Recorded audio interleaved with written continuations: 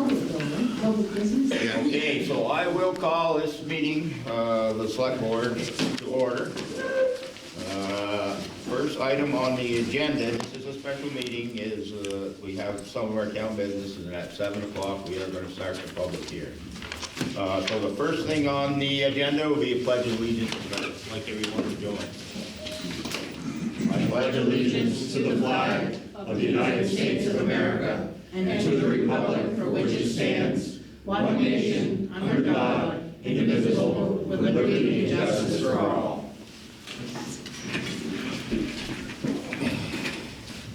All right, we're doing agenda review. Does anybody on the board have any additions to the agenda?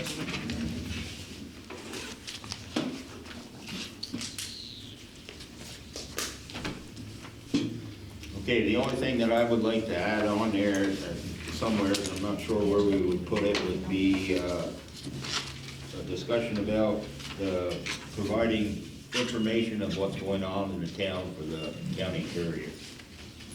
They can't do it themselves, but they said they'd be willing to print stuff if we were able to get it to them.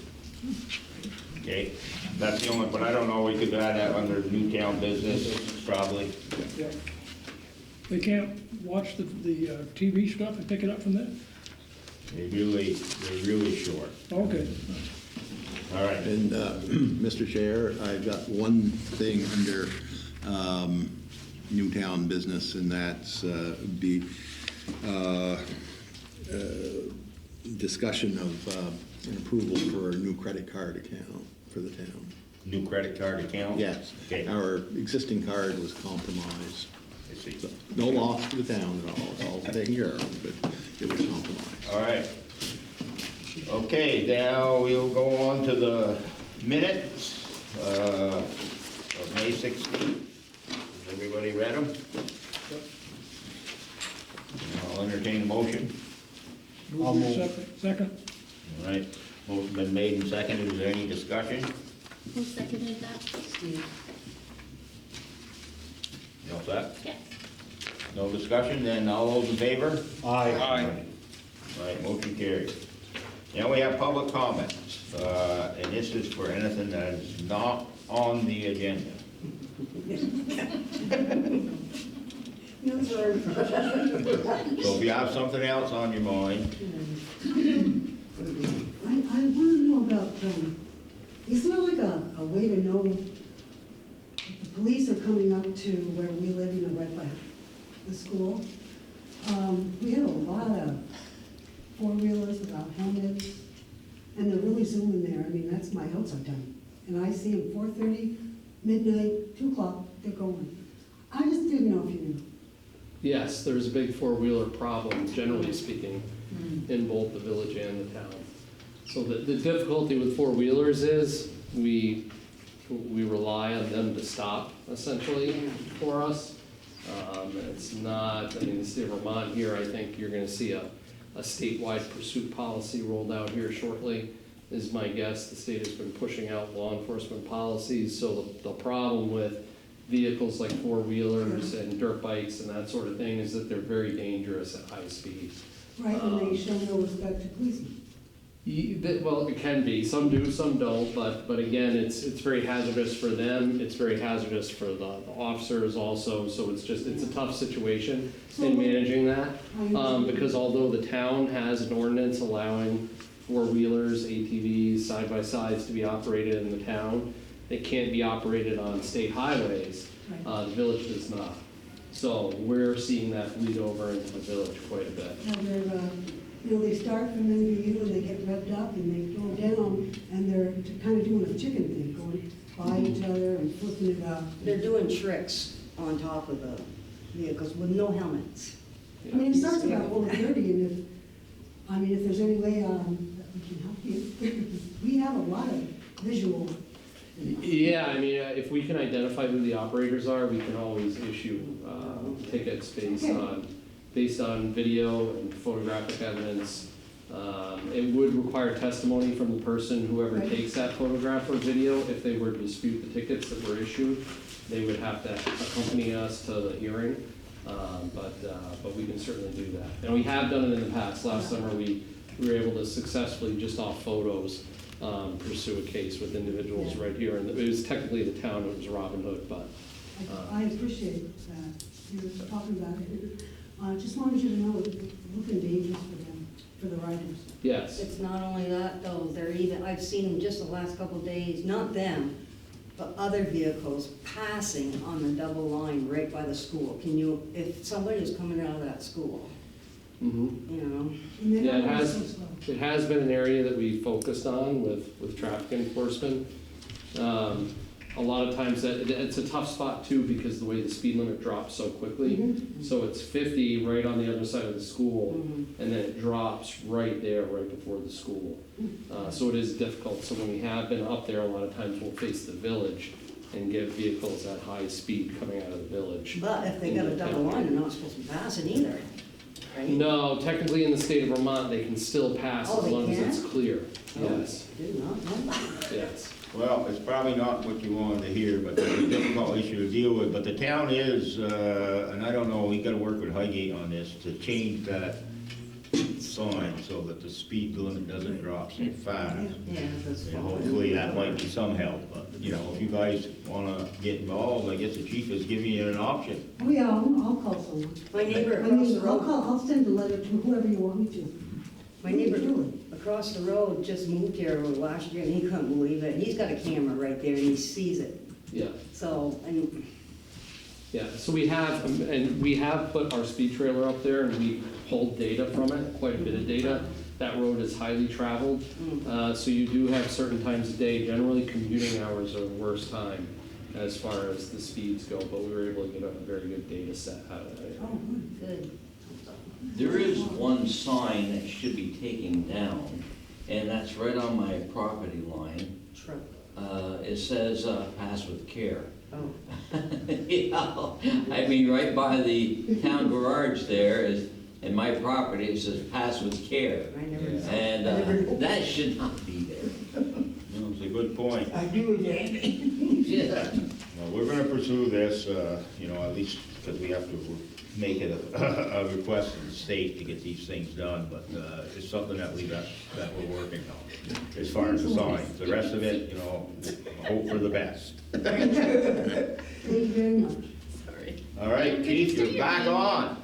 Okay. We're going to the, what's your name? Well, we have the help hours to report too. but- Shelley Martin and Shelley Charlie's Martin. wife.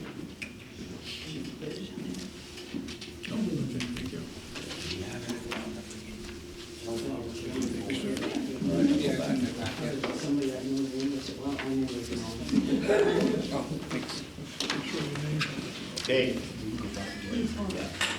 So this is the summary for May 2023 for the town. There were 64 incidents total, 5 traffic stops, and out of those 5 traffic stops, 4 tickets were issued, 4 warnings were issued, there was 1 arrest.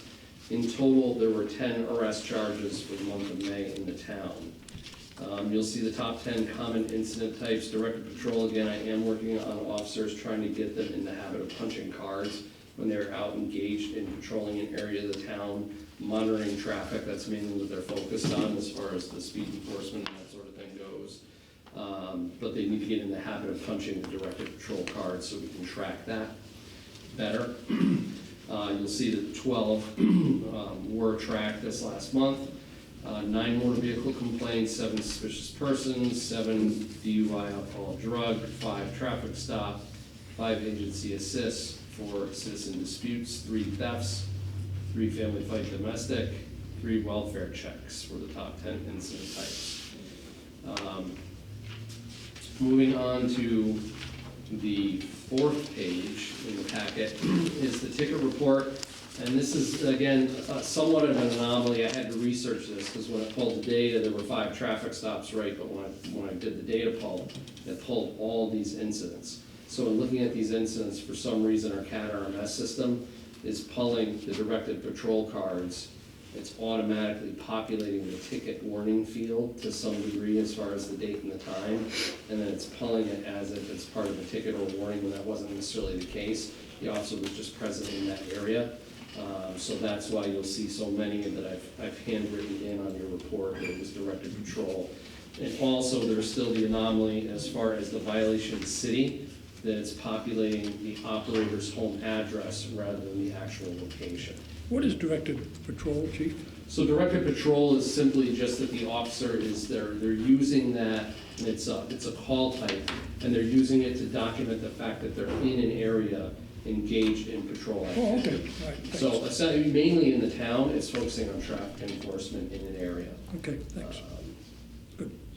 So I've got one officer who is excellent at it, since I put it out to everybody, and he generated most of these, and I've got to get the rest of the guys to do the same thing. They're just not accustomed to it, and punching the cards in the counter system. So that is the traffic or ticket report.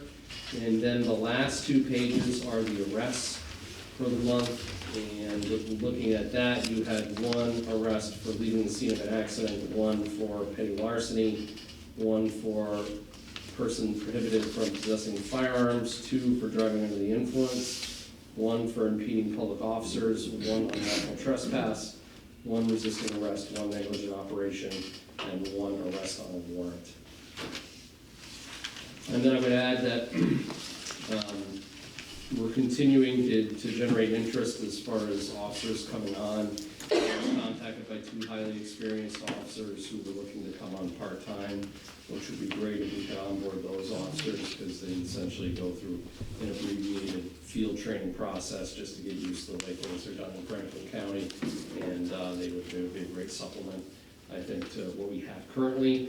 And then the other thing is that we have, once again, started Marine Patrol, so we are one of the only law enforcement agencies that patrol the lake, which is part of the town.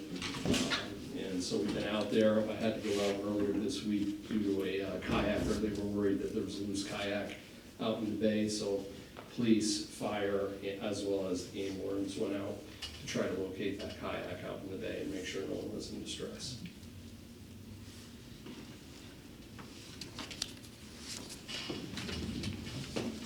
Anybody have any questions? Thank you very much for all your hard work. Yeah, thank you. I have one question. Sure. These reports that you give to the trustees and the select board, are those public knowledge, like? They are, so these will go into They're the in the minutes? minutes. Yep, thank you. And I will say this, is that both the village and the town have gone in on a project for a new website. So if you search, you're being directed to, it just went live, I want to say this past week. And so one of the things I'd like to do, in addition to the way the website's set up now, is try to do a police blotter. So there's a way to do that, I just have to work with the CAT RMS people to essentially be able to take what we respond to and then install that, figure out how to post that on the website, so that it can be timely information for citizens, easily search and find. Thank you. All right. Then we'll go back to the May health report. Still an issue on North Irving Street. You got any update on that, Brian? No, and I think it's, we need to decide what we're gonna do, and that probably, since it's legal matter, we should discuss in executive session. They have started to clean up a little bit. A little. I did notice it. Do we have any viable options? Well, not, unless we get an attorney involved. I don't know of any. Okay. All right, we can discuss the legal part of it later on. Then you had another call on Grand Avenue?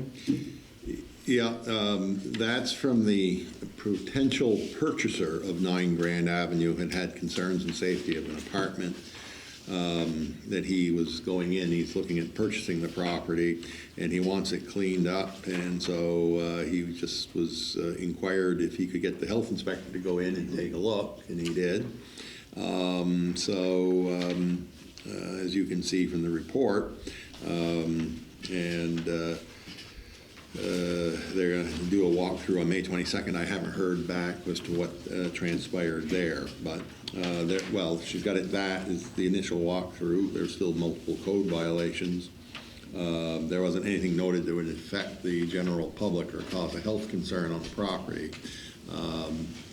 And she was going to write a list of infractions that she had noticed in the apartment that he would be responsible for addressing.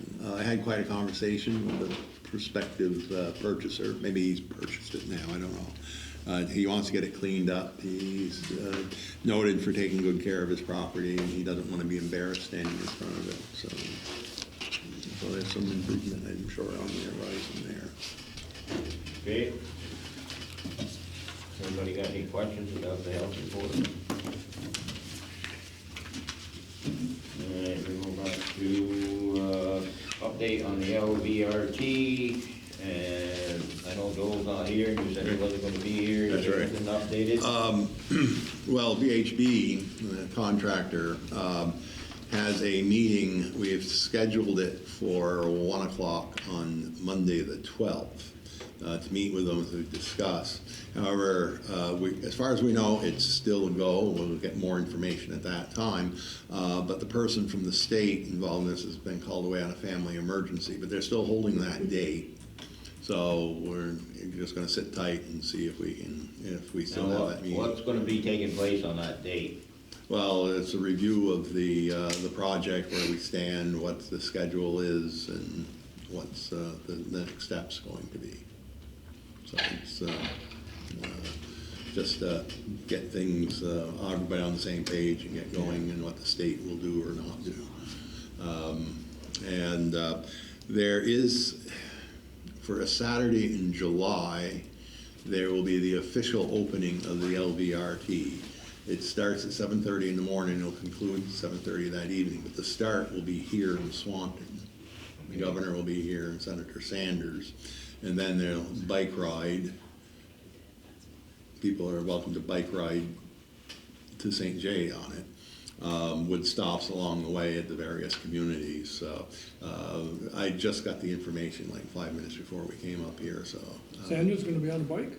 it didn't really say that. It just said that he would be maybe along the way, there'll be stops someplace. But that's coming up in July. I think it's like the 15th of July. It's mid-July. It's on a Saturday morning. So.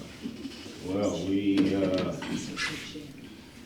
that's kind of exciting. It is, yeah. It's finally, it's going to be open. It's mid-July, I want to say the 15th, but I'm not positive. I'll forward out the email to everybody, and we'll post it on the website. And do all that. Yeah. If we're going to have all these dignitaries here, maybe we should plan something special. They'll be here for roughly 20 minutes. I can do a lot of special things in 20 minutes. Yeah, there's a time schedule they got, so. I did have a concern that they had some big bike thing in St. Albans, and they were saying that was a Lamoille rail trail. Now, they may intersect with the Missisquoi trail. It does, but that's up in Sheldon. Yeah. Yeah. But we have been in conversation with the same folks that, Swanton Rec's been in conversation with the same folks that had organized that ride to possibly do another ride connecting Swanton to St. Albans via the pathway in the junction in Sheldon. So we would ride out from here on the Lamoille Valley Rail Trail, connect to the Missisquoi Valley Rail Trail, and end up in St. Albans. That's still in the works. All right, if we get any more details on that, I think we should, I think we should do something. Yeah. Make a present. Oh, Very definitely. least. Yeah. Yeah. All right, update on the new website. Well, the website has been up and going since, I believe it was last Thursday, for the viewing audience as well as the audience here. The town and the village now have a joint website, and it is swantonvt.gov. Where is that on the screen? Why isn't it on? It was on the screen. There we go. Oh, that looks nice. Right. Okay. So, just quickly, you've got a town side, the village side. The services are the joint services that both the town and the village use. There's projects, there's community calendars, all the various information. It's still a work in progress, you know. There's gonna be some changes, but we got it up and going live, and we're quite pleased with the way it's come out. So, there are a few tweaks that need to be done, but like anything new, we're just getting used to it. Very welcoming. And so that's, so we're up and going. That's good. That's nice. Step in the right direction. Have you had any feedback from people? Most people who've seen it have been very pleased with it. I haven't heard anything negative about it, so. Minor corrections, about it. Yeah, it's just minor corrections that we need to take care of. If folks are looking to add to the community calendar, who do they contact?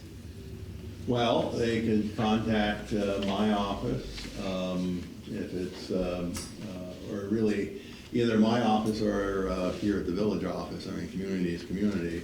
I believe on that, either one of us could go in and make changes to that. But certainly, you know, give us a call, and all our contact information is on there.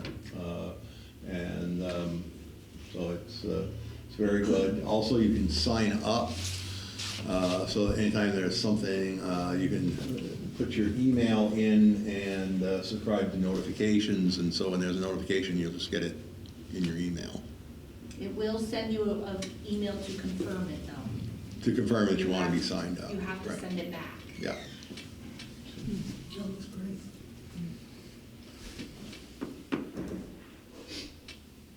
Yes, and I hope people take advantage of that option because, you know, I mean, I'm not a social media guy, but I still know what's going on most of the time. But a lot of people do it that way, and here's an easy way now. You can find out what's going on, where the meetings are gonna be, and, you know, if you wanna have input, it's gonna make it easy for you. Right. Yeah, very nice stuff. Very And nice. that's one of the reasons why we wanted to get a new website, because the old one didn't have those capabilities. That's right. And, you know, we're trying to come into the 21st century, I guess you could say, but And unlike the old one, it's very easy to make changes on this. So, and I'll be the first one, because Christina knows better what to do with making changes, but she has to train me. But it's really easy compared to the old way.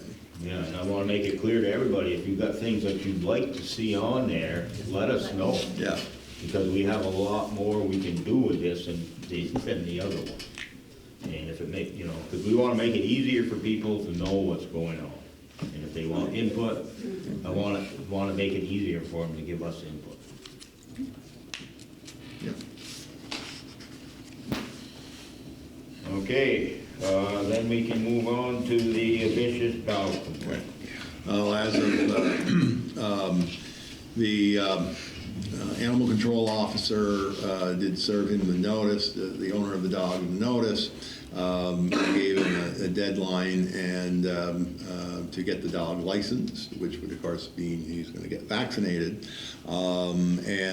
Yes, the dog has been vaccinated and licensed, so it's been proper, and he's been served the tickets. We don't know if they've been paid because that goes through the Judicial Bureau. Yeah. But we've also he's been made aware that if this happens again, you know, there's going to be consequences. So for the time being, the matter's been taken care of. Is he in, is he confined at least, so he's not? He is in, Like a pen or some yeah, sort? yeah, he's not running loose and he's under control Good. for now. For now. Who is the Yeah. animal control person, Rand? His name is Jim Benson. He actually resides in Okay. Grand Isle County, something, I believe it's North Hero, yeah. He's actually the animal control officer for a number of the surrounding communities, but he's very receptive if we give him a call, or anybody gives him a call, and his information's on the website. And, but he only handles just dogs. Oh, just dogs. Just okay. dogs. I was gonna say something about the cats that are running around that people are Yeah, doing what they're well, supposed to do. that's true, but unfortunately, Yeah. the town does not license cats, so we don't have a You'd mechanism. make a lot of money with that.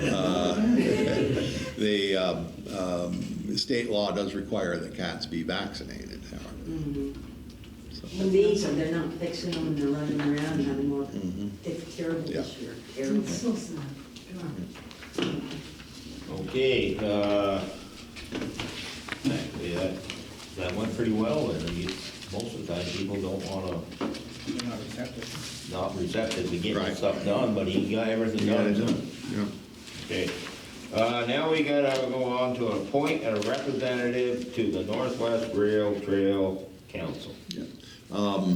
Back last winter, we had talked about, but there was never a motion made. The village trustees suggested, and this gentleman is more than happy to do it, but somehow we just didn't get the motion done on our level. I'm looking for a motion tonight to appoint Joel Clark as the Northwest Vermont Rail Trail Council representative from the town of Swanton. I move, Chair. I will second that. All right, motion's been made to appoint Joel Clark as our representative to the Rail Trail Council, and seconded, so is there any more discussion?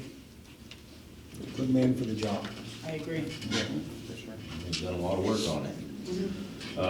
All those in favor? Aye. Aye. Okay. Community and Economic Development. Oh, did you want to do county courier? Oh, that's right, you had, that's right, I forgot to write them down, okay, yeah, give me hell, I deserve it. Okay, we do have the issue with the county courier, I guess we can do that one first. But we gotta figure out how we're gonna present them the information. Obviously, we can't present them biased information, or, I mean, it's what's happening at our meetings. They said if we got them there by Wednesday at 11 o'clock, they would have it in Thursday's paper. But then again, we don't see the minutes that quick. Who selects the topics, Mr. Chair? What? Who selects the topics that we present to them? I think it would be an overview of our meetings is what I was thinking of. What we discussed, or any motions that made and were approved. Things like the new website could have been part of that, to make people aware. But if we gave them a copy of the agenda, which is, pretty clear, and then they had questions, would that suffice, and then they could call Brian? The issue is they don't have the personnel to come back and ask us that. Otherwise, they would be doing it right now. They're struggling, as almost every newspaper is. So, the discussion that I had is, they would do it if we could get them the information. But I think Do it's we have to more. write the articles for them? Well, basically, we're gonna write what happened at our meeting, yes. We're gonna present that information to them. Just probably a general summary. Yeah, Could that be like the town administrator's report? I know with the trustees, they have department heads coming in and reporting.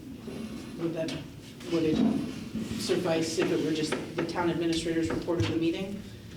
I guess, I don't have a definite way of doing it, because that's why I wanted to discuss it and have everybody a chance. Christina probably gonna Something get you want me to stuck put doing together, that. I can do it, just tell me what you want. Everything is time. A perfect, for instance, was I tried to post something in the messenger today. I had emailed it yesterday before their cutoff, and they told me they couldn't do it. Yeah, Something that needed to be in the paper, they couldn't do it.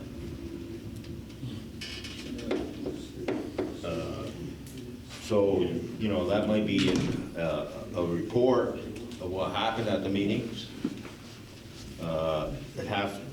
what motions were, or whatever was approved or not approved. But a copy of the minutes wouldn't suffice.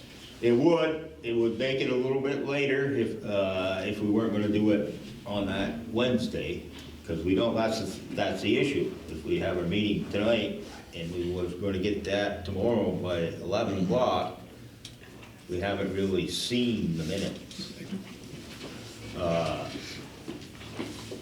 But, I mean, it doesn't, we could send them a copy of the unapproved minutes. I'm reluctant to do that. Yeah, that's why I thought that would be a concern. Yeah. I think having the minutes all done by 11 would be pushing it. Yeah. I think that would be tough. Yeah, that's the other I mean, thing. sometimes see how long they are. So then the other option would be that we would do it for the following week. The following week, so it would be just a week behind. That's not, I was like, that's not Everybody work. should be able to do. No, I don't think it's the end of the world, because I do have the same concern Steve does, because we should see the minutes before Oh, we. yeah. So if we went that route, it would be after we approve them. Yes, And then just have the town administrators, or that's just right. if we're not gonna have, the other option would be if we're not gonna have a meeting, all right, it'll be 2 weeks before we have another one, right? So that's when we'll approve the meeting, so then it's gonna be dragging on to 3 weeks. If we could speed that up by a week by just viewing everybody on the members, we'll have the minutes by then. Yeah, usually you'll have them the next day. Yeah, the next day, so we can look them over, and if everybody can just say, okay, yeah, we're, no problem. And if you got a problem, then we'll just hold them. Yeah. That would be the policy. And we'd have till the following week to get it to them, so everybody could view them by then. Yeah. And if you want me to change anything, I can. Yeah. But we wouldn't be able to make any changes to the minutes until we had our meeting. Right. So that's what I'm saying, if there's a problem, then, somebody has an objection to it, then we'd have to hold them until we had our meeting. Or if you want to make any changes. Yeah. Well, if you want to make any changes, we have 5 days before they have to be posted. Can everybody view them before the 5 days and I post them?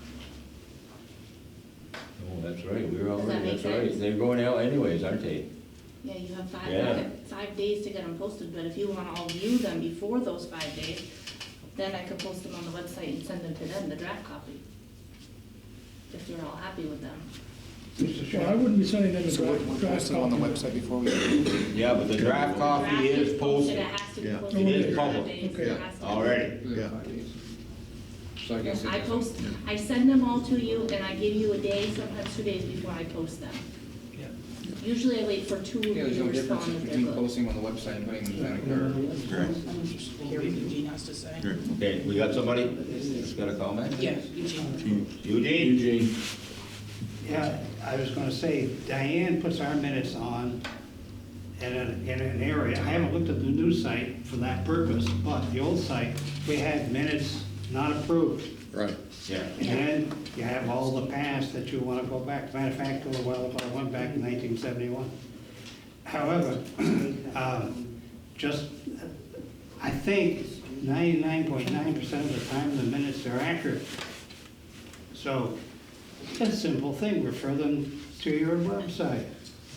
Yeah, we will be, but, okay, it's the idea of trying to get more information out in different ways. That's something that, I feel we're very, very responsible as chair of the board to do. The other issue here too is we might be helping the courier out by doing this too. And I guess I'm very biased, because I'm not big into social media. But newspapers, I think, are still more accurate reporting stuff than what you're gonna find on Facebook.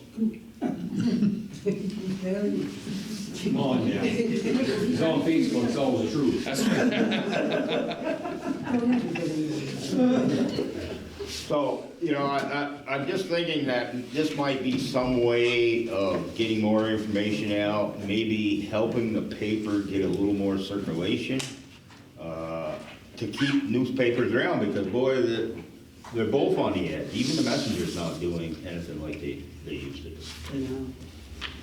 It's they've been taken over. basically. Newspaper, white, Sure. white, whatever that. Yeah, well, it's the instant information age, unfortunately. That's what people go to. What's that? The instant information age. Everybody wants something, nobody wants to leave a message, they want you to text back in 5 seconds. After they send you a text, everybody just needs to have it, needs to be blocked. And not to mention it's the age of too much information. But if you want to reach a lot of people specifically, I mean, the community page is 5,500 people now. And so to just simply post this stuff on the community Facebook page, that's not gonna hurt either. No, they would be, they are now. Yeah, and so there's no misinformation with Right. that. If you're just doing a release, you're just doing a release of information. Right. And that satisfies the people that need to know the next day. No, it wouldn't, if that would not change, that's happening now. Basically all we're doing is doing the same, we'd be sending them that same thing and giving them the option to print it. Yeah, if you can send it all out at one time, it should be able to just do all that at one time. Christine had a question. Does the courier, are they by the article or by the page? Because if they're by the page, should we shorten them up a little bit? Or by the word, by That, the you letter? might want to talk to them about that. Because some of them, if they're pretty long, Yeah. like that could get pretty costly. I don't know how they would do that, Okay. I didn't have that I can look discussion. into that. Yeah.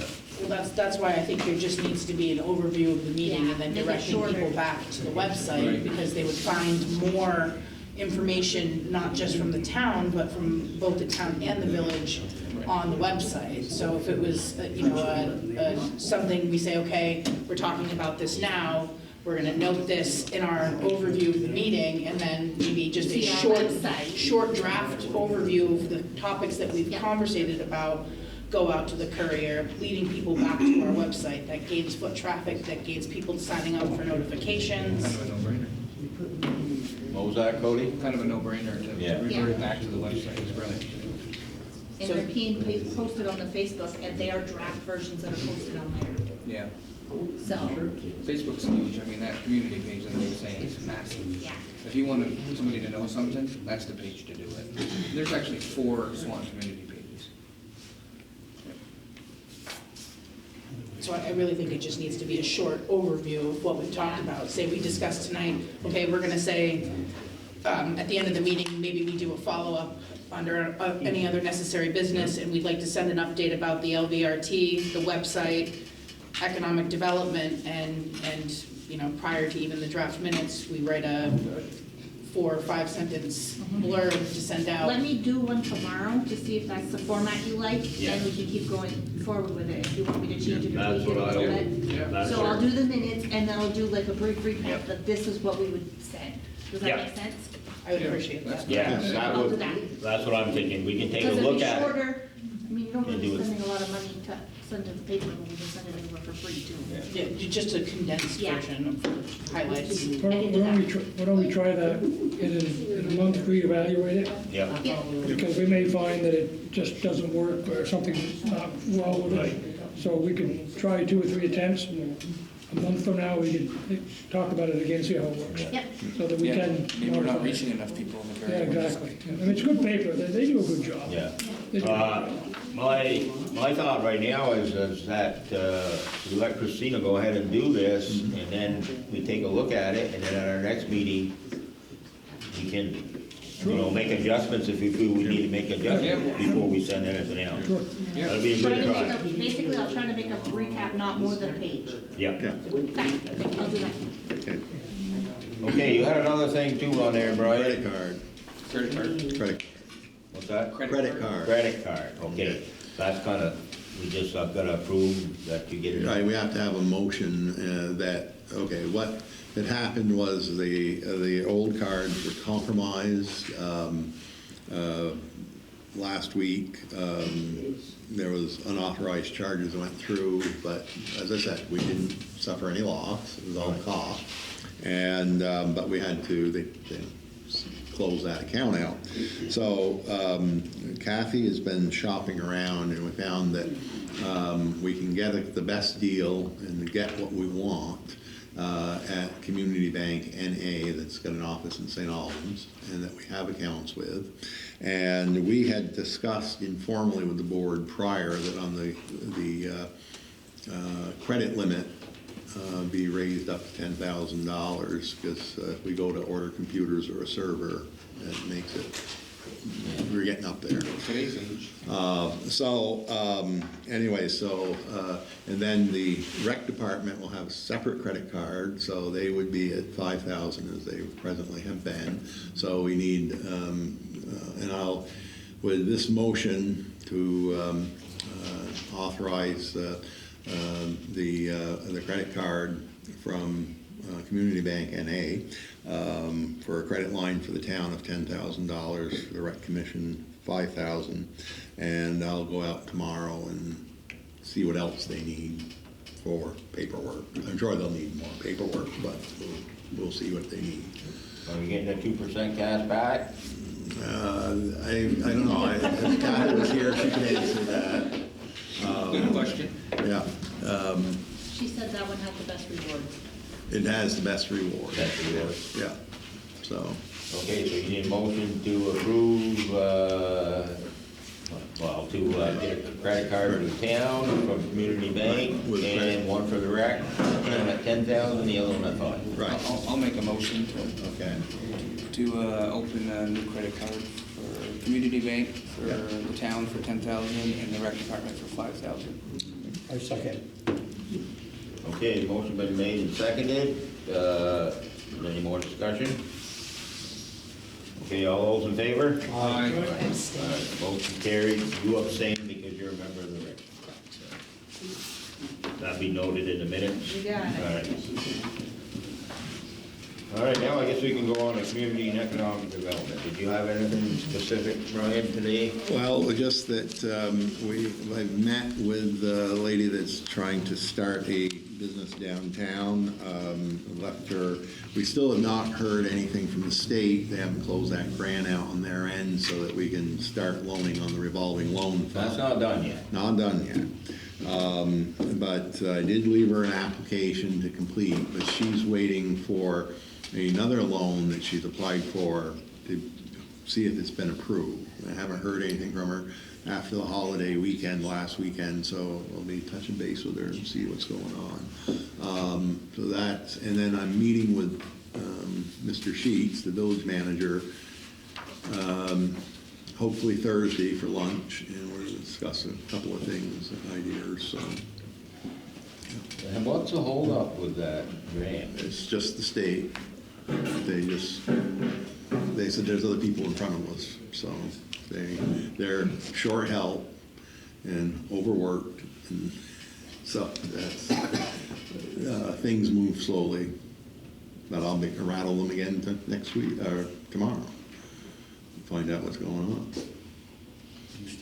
That's Steve. I think this is a pretty good time to bring up something. I talked to Brian today, we don't have a formal loan policy. We don't have anything in place that was approved by the board, application process or anything. And I think it's good for us if we want to pursue getting in the lending business, which I don't recommend, Right. that we begin developing a loan policy. And that's a pretty big task. And at the same time, we might want to give thought to having a third party handle all this for us, like a bank or a credit union who have the skills and the technology to handle a loan request, because the liability in here is pretty substantial. For a $50,000 loan fund, we'd have to check for liability insurance and on and on and on. So we can talk about a loan policy, and or should we try to get a third party to administer the program for us? Well, my thoughts on that was that we were going to try to keep this as simple as possible, because it's not going to be nobody's going to get any big money here. But there may be other issues that I'm not aware of, and you certainly are, Steve, because you've been in that business all your life. Well, simplicity doesn't mean we're gonna be exempt from any liability. Right. So as hard as we try to make this work for the benefit of the small business owners it could really come back and bite us. So we probably want to check with our insurance carrier to see if we're covered to get in. We're not. We're not. I've already checked, we're not. All right, so that's another expense. So maybe we'll get this on the agenda at a subsequent meeting and decide which way we want to go.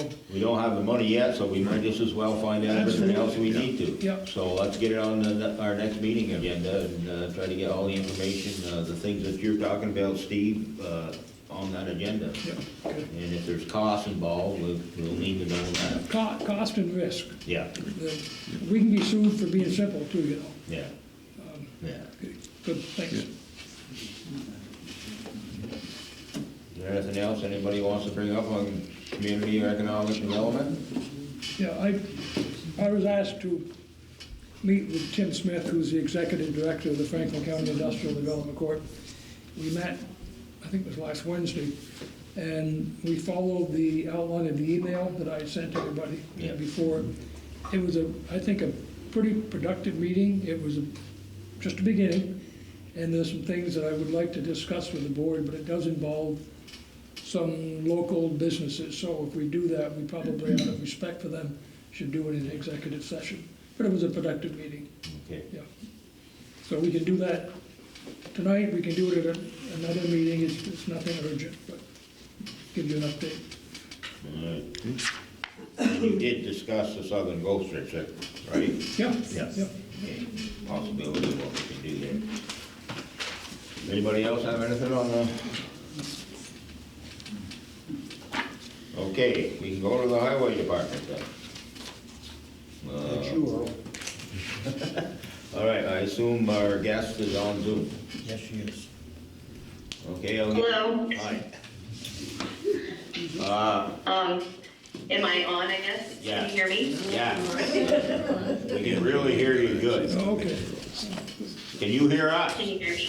Yeah. Oh, I didn't know if you could hear me or not. So I'm Angela Gunnett. I live at Maple Grove Estates. And I know Ed lives also at Maple Grove Estates. And I have some concerns with our road, our entrance. We have entrance in and we have entrance out. There's only one entrance on that end of things. We have 3 sections. The first section, the town takes care of. The second section is the developer, which would be Bud Heeman. And I guess the last 4 years, I know I've dealt a little bit with Kevin, and he's been helpful in trying to do some things. And I guess the last time that we had just recently, we had some potholes. Our road is getting to be very, very heavily trafficked because we have construction up here, but it's just constant. Our road is breaking down. The town in the wintertime does a great job, but we have potholes. I had provided some things with Brian. I think he said he had printed off some things. I took some pictures. I was just really disappointed this last time of the potholes that were filled. They're already coming apart. I understand it's a quick fix, but I guess my question is what is the overall plan for the road and repairing of Maple Grove Estates? The culvert has sunk down over the years. I've lived here over 11 and a half years. I'm under the understanding that you guys don't repave roads for over 10 years. So I guess my question is a homeowner that I pay taxes to and want my road because we have one way in and one way out. And I rely on getting out of here. If we don't have that road to maintain very well, it's going to be a problem, and it's going to break down on our cars as we do over time. So I guess my question is, and I understand that a few of you came out, looked at the area, and I guess my question is what kind of plan came up with what we're going to do? Well, I did go there the other day, met with Ed and Kevin. We took a look at the road. The culvert is in the state right away, but we're not sure. The state doesn't want to do anything. They're trying to get us to do it, I guess, because Kevin's had some discussion with them. And Kevin said that road is scheduled for next year to be repaved. Is that 100% that it's going to be repaved next year? I can't sit here and tell you yes, because of the cost of pavement has gotten so high, we had I to, get, everything else has. yeah, we had to take 2 roads off this year. So, you know, and we do rely on the road foreman because they're out there doing the work. Kevin did say that he could get that culvert cleaned out, and that he would make an attempt as soon as he has some time, because right now they're paving the other roads, to try to fix them holes a little bit better for now. You know, I mean, blow it off and try and go in there and do it I guess right. my question, this would be my wish. 1 year Kevin had, and some of the things that I had sent, there was a good portion. The bottom part of that needs to be repaved. If he did, instead of just doing the holes individually where they break down, I mean, I'm calling him in the spring and I'm calling him before we hit winter because of how much road construction we have, or how much traffic we have up here. I know Ed can attest to on that end of things, but I mean, those were filled before I went on vacation, or actually right before I came back from vacation in May, and we're already broken down again. Well, I mean, when I was looking at it, and because we're gonna be repaving the road next year, if we go ahead and start doing that now, we're gonna be having to do it again. I mean, Get it? I You don't. do it right, do it, or don't do it. I mean, That- if you don't do it, It'll- we're gonna have potholes throughout Okay. the wintertime. All right, it'll be done right when we do the whole road. Right now, we're gonna have to patch it. That's really all we can do this year.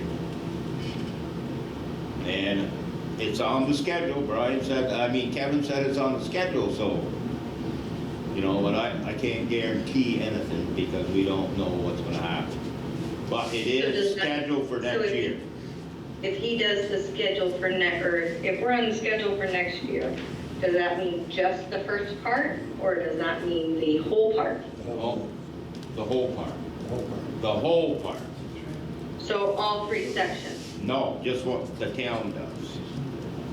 Only the roads that belong to the town, not the other roads. So to the first cul-de-sac, Okay. Was that patch or cold patch or hot mix? You know, I think the 'cause that makes a difference. cold pack at the time, yeah. Longevity. Yeah.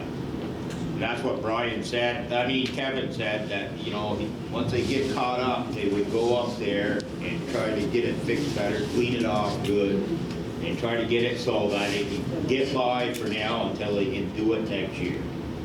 And also, I mean, if he get the can do culvert that, I cleaned mean, that's better than nothing. Yeah. So that's the plan. Okay, I mean, I just want to voice, you know, my opinion. I mean, I'm very happy with what the town does for the snow removal up here. I can't complain on that end of things. They're very good about doing the things that they need to, and I'm appreciative of that. I mean, ours is very steep, and he's up here like clockwork. Well, we try to do the best we can, but people need to understand, especially now, the last couple of years, the cost of the pavement, hot mix has gone up so much that it's really hurt us. I get it, it's like everything else. I mean, my pocketbook is feeling the same thing too, but I don't want potholes to ruin my cars and that type of thing, because that costs me money as well. Well, we're gonna do the best we can.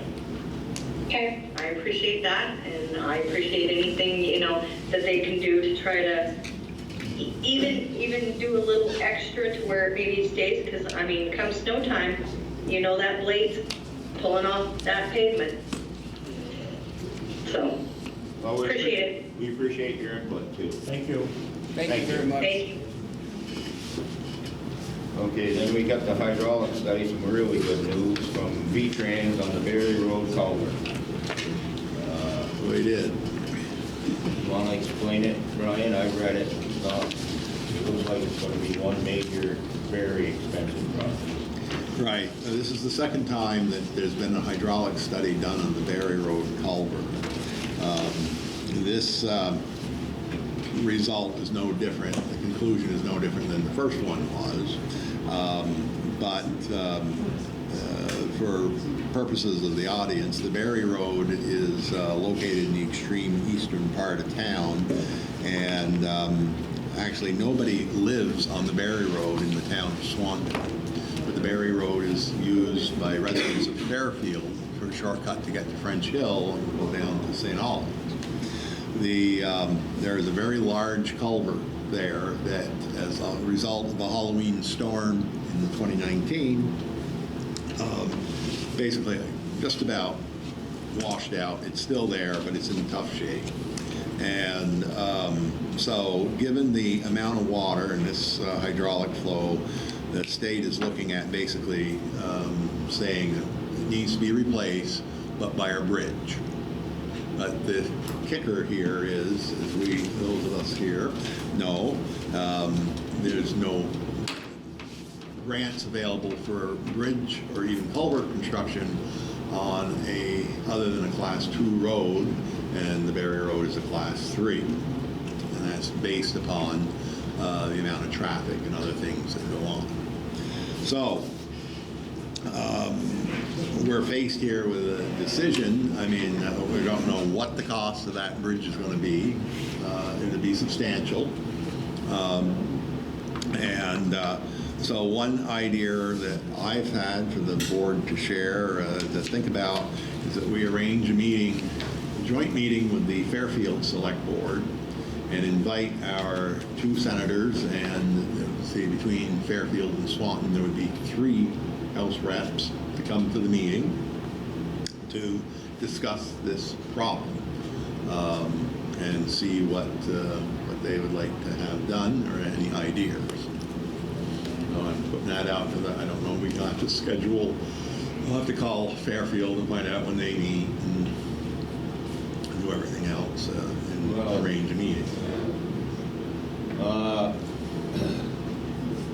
What is the rest of the board? I mean, this is going to be, we're talking, we're just going to get $1 million. Yeah. I think we should meet, but would it be construed that we close that road, and is that something we need to do? Well, I'm serious. I mean, yeah, I know. I that's the first thought I had. if we don't have any residents living on it, maybe that would be on the table. Doesn't mean we would, but we should discuss it. Well, I don't know how that's going to work out. I guess we could find out if it's possible. Sure, relinquish ownership to Fairfield. What's that? Relinquish ownership to Fairfield, let them deal with it. They're not going to take You know, it. and it would take more than just Fairfield to do that. Well, I guess the best option we have right now is to do what Brian suggested. Okay. Well, I'll start making arrangements and see what we got. And if you didn't know, one of the Fairfield Select Board members is former Lieutenant Governor Brian Doobie, so he may have some idea. Well, Yeah, he's had experience in that area, that's for sure. yeah. All right. So you'll get that lined up, and we won't be doing anything this year anyways. No, no. Now, is there any risk that that road is gonna have to be closed?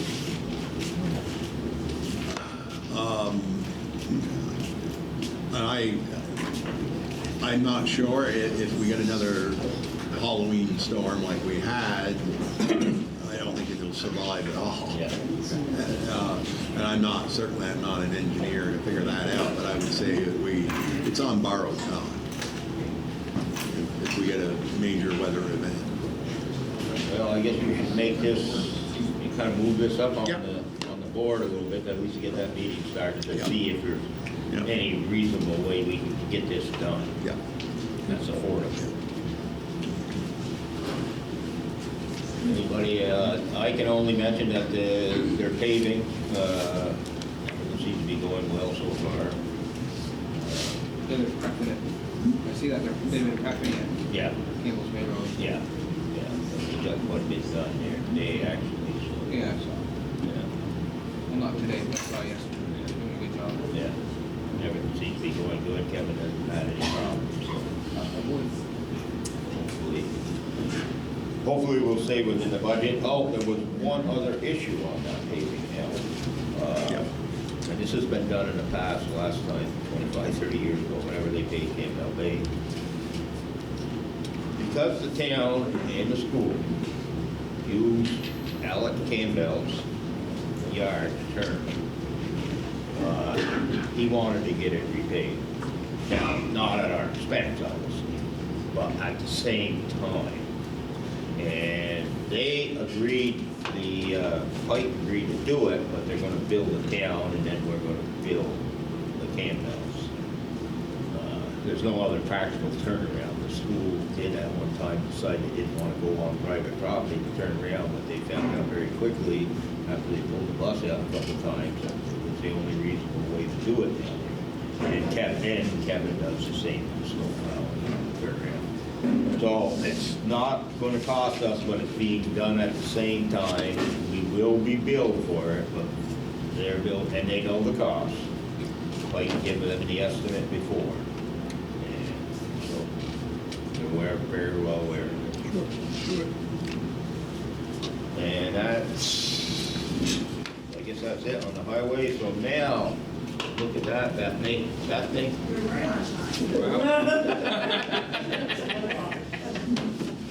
Okay, we're gonna open the public meeting now, public part. Bethany Reimers from the Regional Planning, who's been working on this since the beginning, right? No, since you started the design and construction. Okay, so not quite the beginning. Not quite the beginning. She is going to do a presentation. I've asked her to keep it to around 10 minutes. I don't want to interrupt her while she's doing her presentation. And then after she's done, then we will take questions and comments. And I would like the questions and the comments to be directed to the board.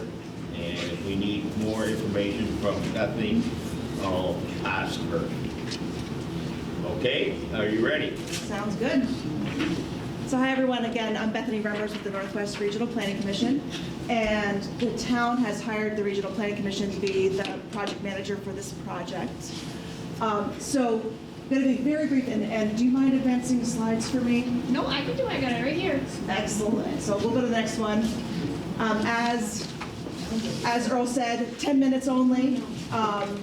So I'm going to give a quick project overview of what the project actually is, what we've done to date, some of the costs and funding of the projects, our partners, how we've engaged with the public up to this point, and if Earl doesn't give me the hook before then, talking about some next steps before we take it back to the public for you to give comment to the town on it. I go to the next slide. And actually, if you want to give me your mouse, I can probably. Nice control. Okay, so what's the project? Essentially, the project is to construct a sidewalk that will connect Missisquoi Valley Union School to the existing Swanton Village sidewalk network along 78. And the project starts at Missisquoi Street and then continues along 78 on the northern side of the roadway to the school. It's a little over 3,200 feet, and the project is designed to be a 5-foot concrete sidewalk. If this works. Nope, it's not working. Oh, there it is. So just to give you an idea of what the sidewalk looks like for some people, like seeing a cross section. Essentially what the sidewalk is we have by the edge of the travel lane, we're going to have a 5-foot paved shoulder in most locations. Then there's a grass strip that varies in width depending on where you are in the project. Then you get to the 5-foot concrete sidewalk.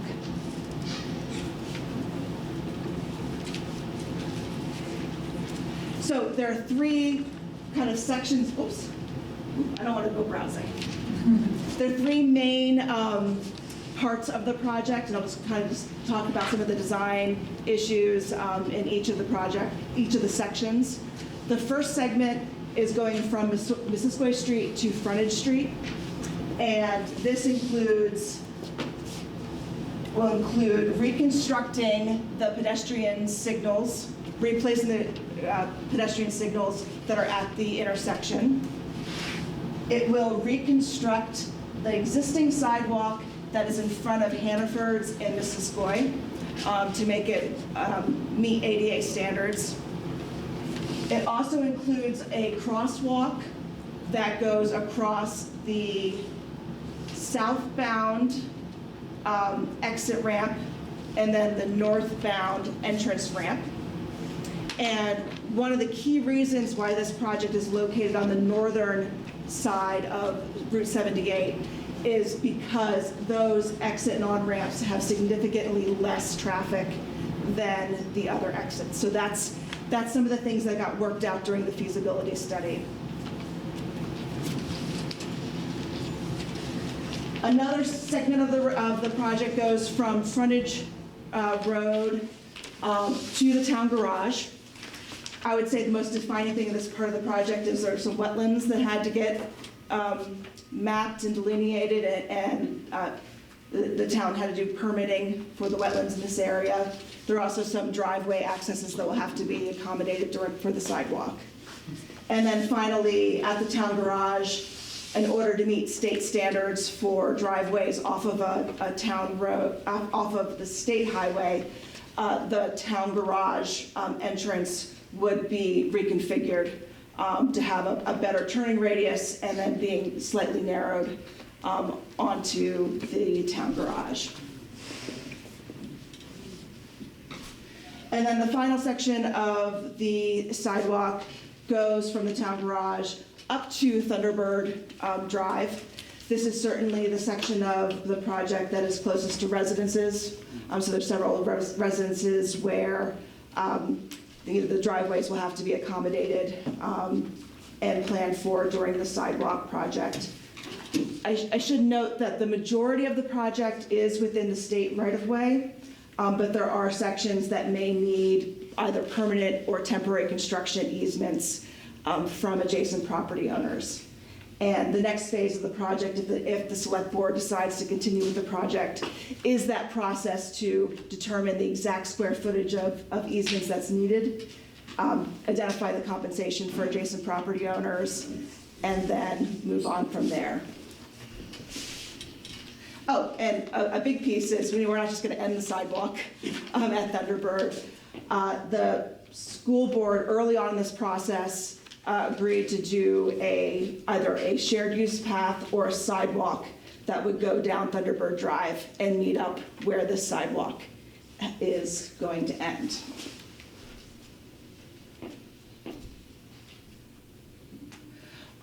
Not going to read all this. I just want to let you know that there's history to the project. At least in 2017 is when the town did a feasibility study with cross engineering that included public outreach and public meetings. Then in 2019, the town applied for and received a bike and pedestrian grant from the Vermont Agency of Transportation. That grant was for $790,000 with a 20% match, and we'll talk a little bit about money in a couple of slides from now. In 2020, the town both brought on Northwest Regional Planning Commission to manage the project and also hired Lambereau & Dickinson as the design engineer. From then, Lambereau & Dickinson has transitioned, their staff has transitioned to Trudell Consulting Engineers, and they are the consulting firm that is currently working on the project. And the most recent milestone that we've hit is preliminary plans were completed in May of this year of 2023.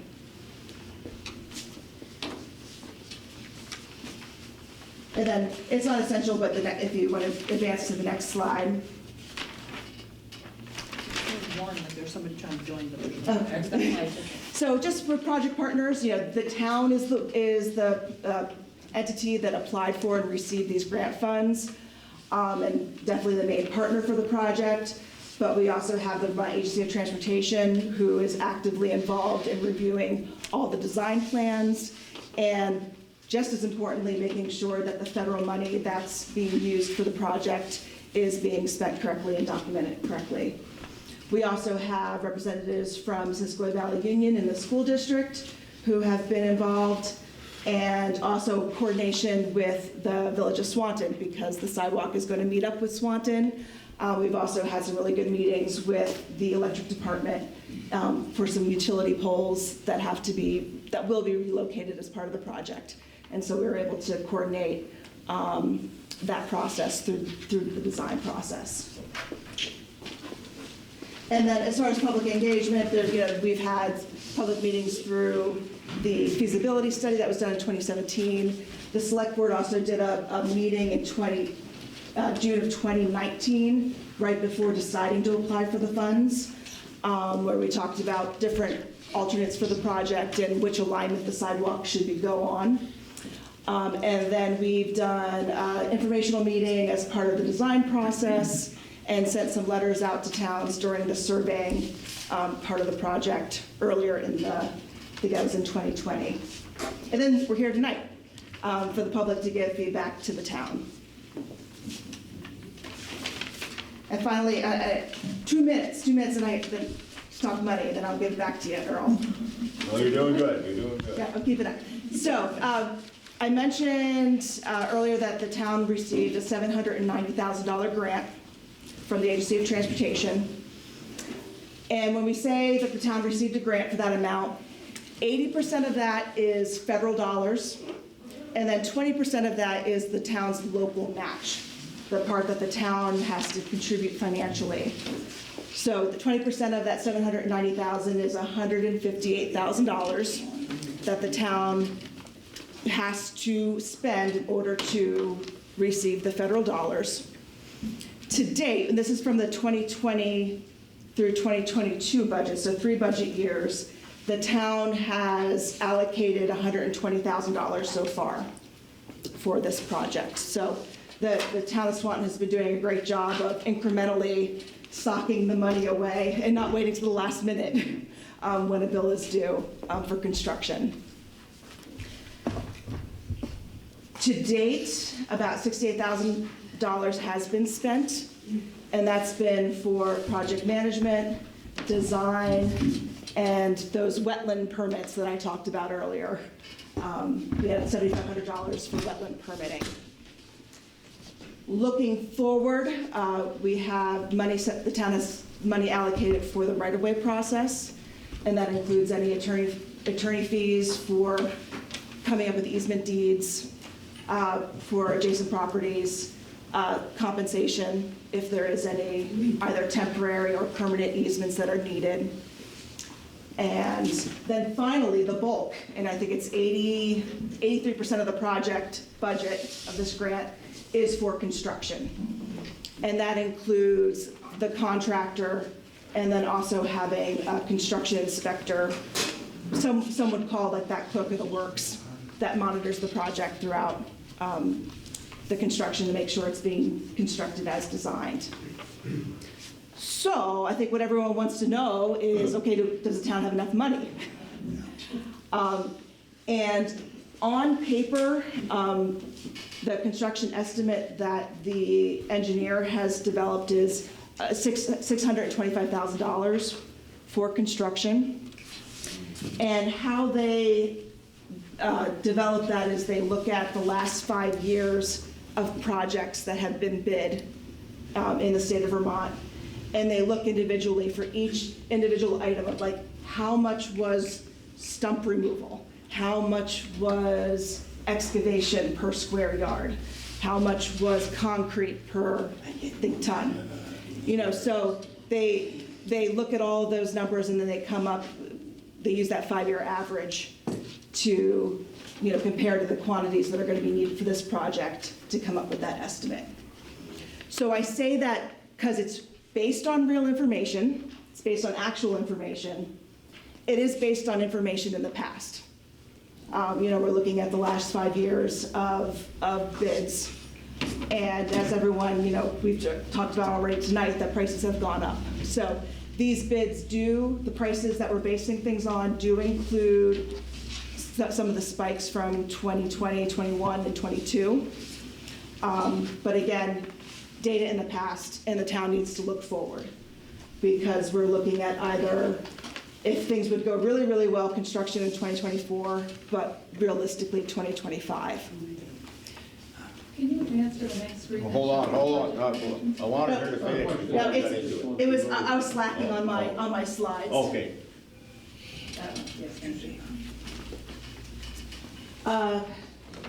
So, we've met with the select board a couple, back several months ago, 2 months ago, and we're talking about this potential shortfall in funding.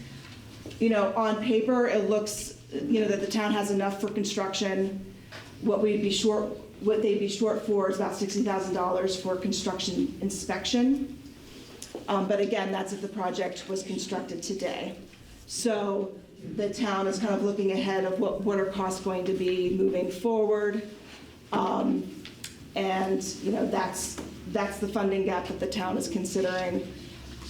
There is a grant that is due on Friday, that if the town decides to move forward tonight with the project, we'd be submitting an application for supplemental funding to help close that gap.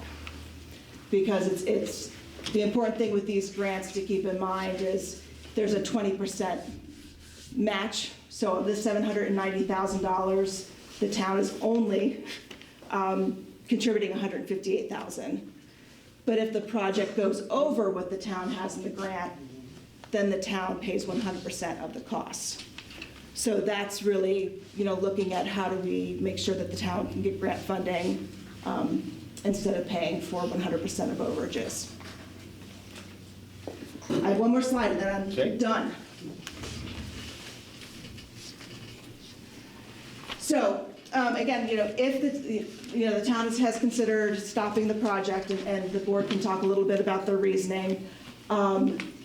If the town does decide to move forward with the project, the next steps would include, one, applying for additional funds, kind of being prepared for that 2024, 2025 construction to make sure that the town has enough money to account for inflation and what else costs are going to do in the next 2 years. But the most important thing, that's important, but the next critical step of this project is the engineer working through and developing the right-of-way plans. And that's where the engineer identifies exactly how much square foot is needed for permanent and temporary easements. Once that's identified, there's a methodology for identifying the compensation landowners would receive. And then there's a negotiation process between the town and landowners in securing those easements. And sometimes property owners want to donate the easements and the town uses that as match. That works out for some property owners, but of course not all. And after the right-of-way phase is secured and the town has all the right-of-way it needs for the project, there are 85% and 100% designs that get done. Those at that point are not substantial, and then the project goes out to bid. And this is a competitive bid that follows all the federal guidance with the lowest responsible bidder getting the job. You got more time? No, I don't think I have. I think I went 6 minutes over. 7. Call it 7.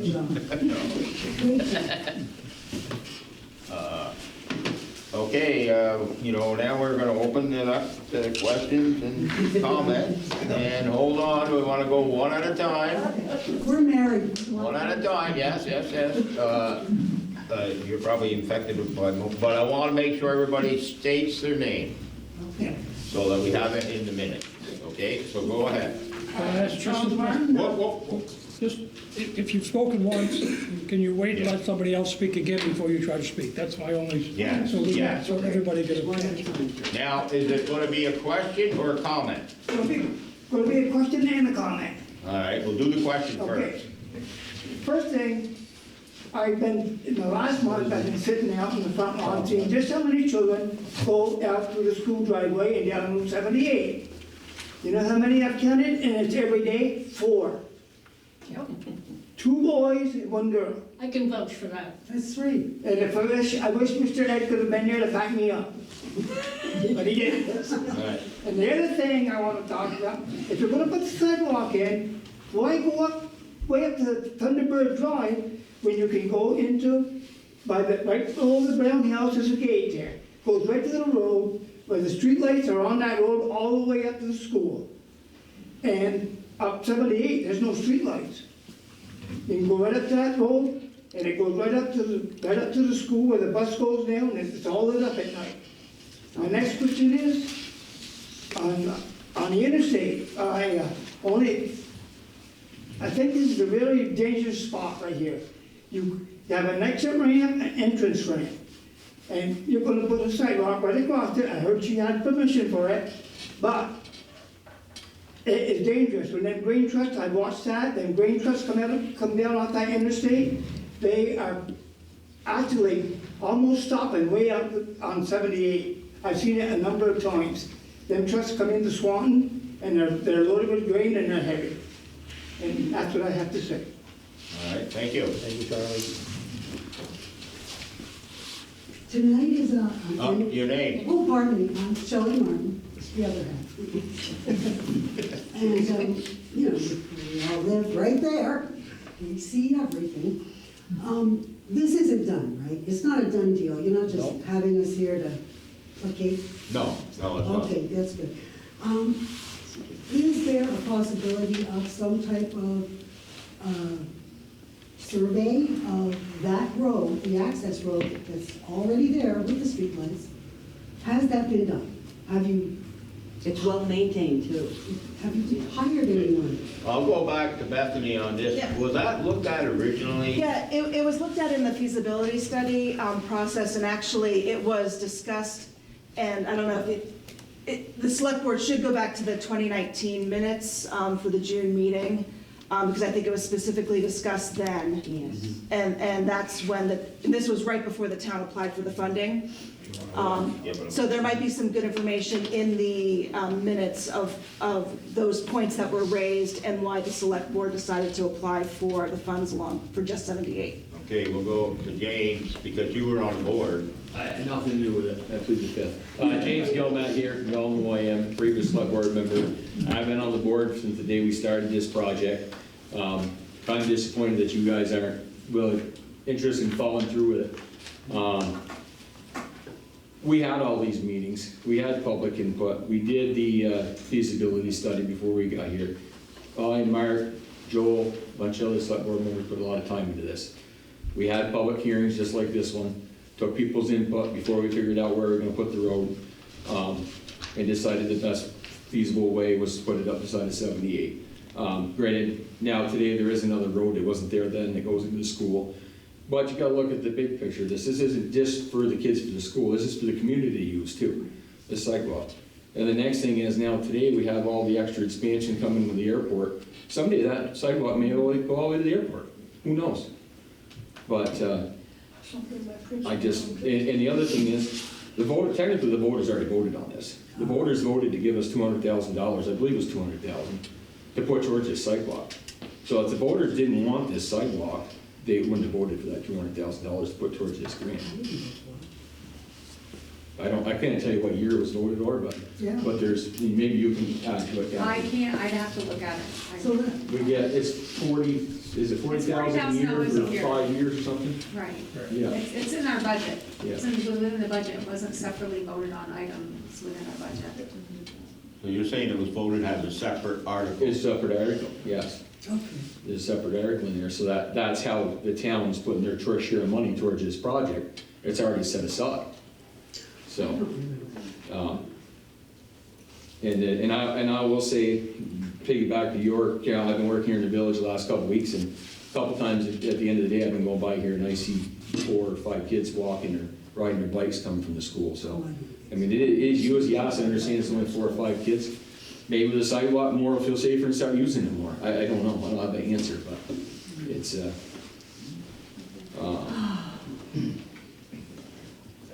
and so I had a couple notes. So the other thing was somebody brought up the comment of having to hire another employee to maintain our sidewalks. We already have a part-time employee, so it just means that part-time employee would already work year-round. The other thing I heard about hundreds of thousands of dollars for a sidewalk plow.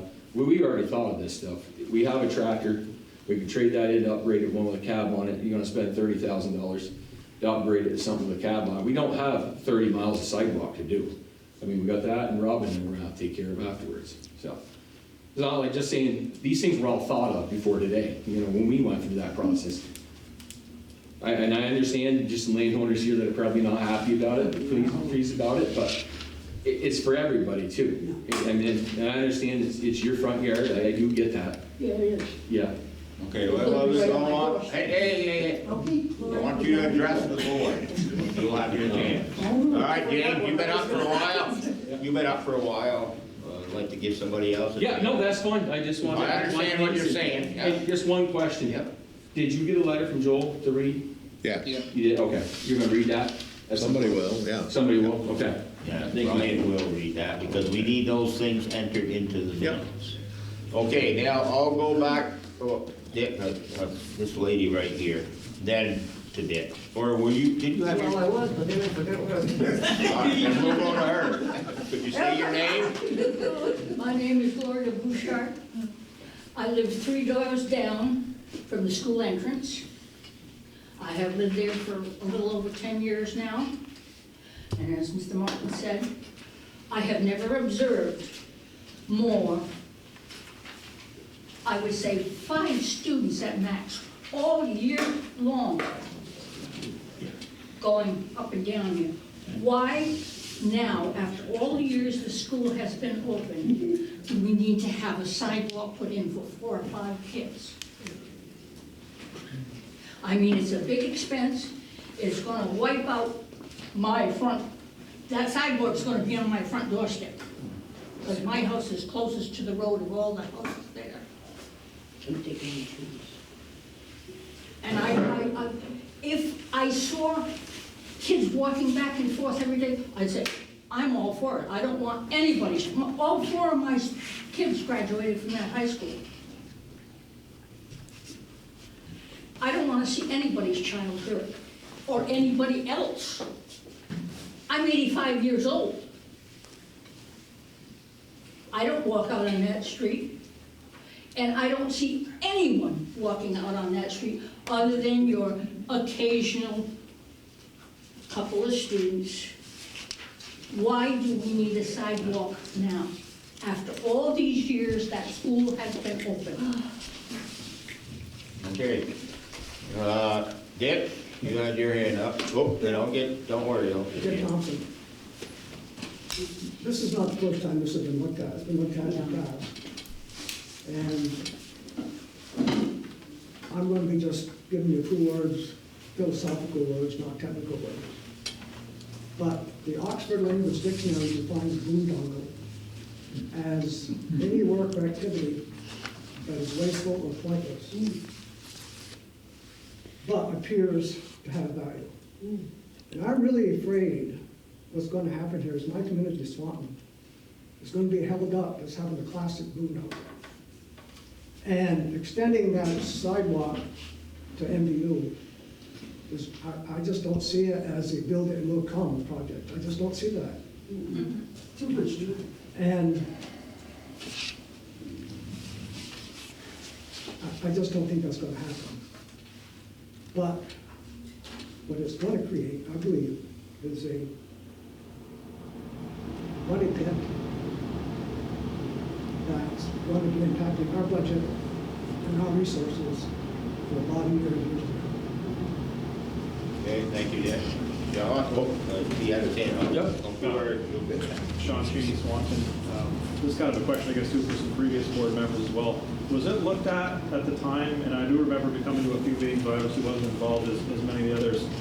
Was it looked at as an option of doing some painting along the sides as opposed to a sidewalk, painting some actual walkways along the left edge of the road, really designate that as a walking area to let motorists know that that's not a great option? To be over there, that is a walking path, and maybe extending it out a few feet kind of thing versus creating a true sidewalk with maybe some additional pavement. And at the time, was that second road an option? I guess this is really the question I have more for the previous board members. Was that back road, because as a student who went to MDU, we never walked around the front, ever. We used what was the trail that came out by Texaco now, which has now kind of been diverted to a little back road that's over there. Was that road an option at the time when you were considering this as an option? You can go ahead and answer that, Dave, because I wasn't there. That was looked at, and it was, and like I just mentioned, The other driveway wasn't there then, that's only been there a couple of years that they put in for the buses or something.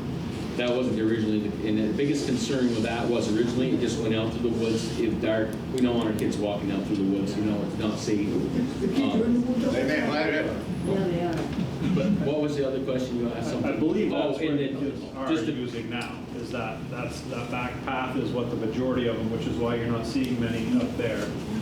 But yes, was that looked at? So to piggyback on talking about widening the lanes, that was looked at, and I believe, don't hold me to it, it was a safety concern. They needed to have a curve between the road and the sidewalk. That's why they wouldn't do that. If I don't hold me to it, but I believe that's what the story was. We wouldn't do that. Okay, what we had, okay, don't worry. Not you, you already spoke. I remember. We did have a hand up over here. Dale Colgan, I'm one of the residents that doesn't want to see this. Yep. I'd like to echo what Mr. Martin said, lack of use. He didn't say waste of money, big waste of money. Even if it goes up to the airport, who's going to walk up to the airport? One of my biggest concerns is the safety. I've seen so many cars off that road on the north side, because I live right there in my ditch, all over, dry roads, slippery roads, whatever. I think it's a big safety hazard. All right. I'm gonna go to Ed, because didn't let Ed talk about this at our last meeting. I said, save it for tonight, so Ed, you're on. I've been thinking for the past week, why did he tell me to be here at 6 o'clock tonight? I think he wanted me to tell you that when this road idea started, he was just a young boy with brown hair at that time, a student at the high school. I was a 4th or 5th year teacher there when I came back to Swanton to start teaching in the store. I spent the next 35 years of my life there, and I've spent 20 years of retirement here. But I'm the last person who's alive from the original group that started looking into this board. Our review was to get the state, give us a sidewalk out here to frontage road. Then at the frontage road, we get the kids off the road completely. Go on an angle, go through the woods, probably a 6 foot wide, 10 foot wide thing, cut the trees, give the trees to the poor for wood, not sell them, give them away. Put some stone down for a year or two, let it harden down. We don't need to buy another plow. The state will plow theirs. We'll buy the guy who plows the school driveway. We'll give him another $100, and probably he'll do that right way through the woods. But we get the kids away from the road. I don't know how many dances I chaperoned in my years there. But I always made at least 1 or 2 trips bringing kids home, especially when it was raining or snowing or ice. I think we ought to find a way to get to this corner here. Let the state put in a driveway or a sidewalk on the opposite side of the road, meet their standards. When we get to that corner, we go crosswalk. Now, there's a driveway up there with lights on now. I don't know how much further up that is or distance. I know where it is. And the reason it was put in, this was when during the virus, there were some gun issues at the schools. And somewhere somebody realized, not here, but somebody realized do all of the schools have a way in and a way out separate. We have a way in. That's why the other driveway was built. So there would be 2 entrances. So that was put in. Now, maybe, I don't know how far it would take to walk from this corner up to there. I don't know. But at least go to the crosswalk and maybe go right through the woods. The path has been pretty well worn by those students over 50 years. That's why I just think that would be the safer way to get the kids off the road. Thank you. All right, thank you, Ed. Okay, now, And True Charbonneau, and not so much money. And I'm on that road all the time, and it's not that far to go up that road to go to the school. And the last time we were at a meeting, they said there was no lights there. There's lights now. We don't have any lights on our poles in front of us on the street. Yeah, and the woods, they said, they don't want kids going through the woods with it. They're in the woods anyways, with the teachers and everything, actually.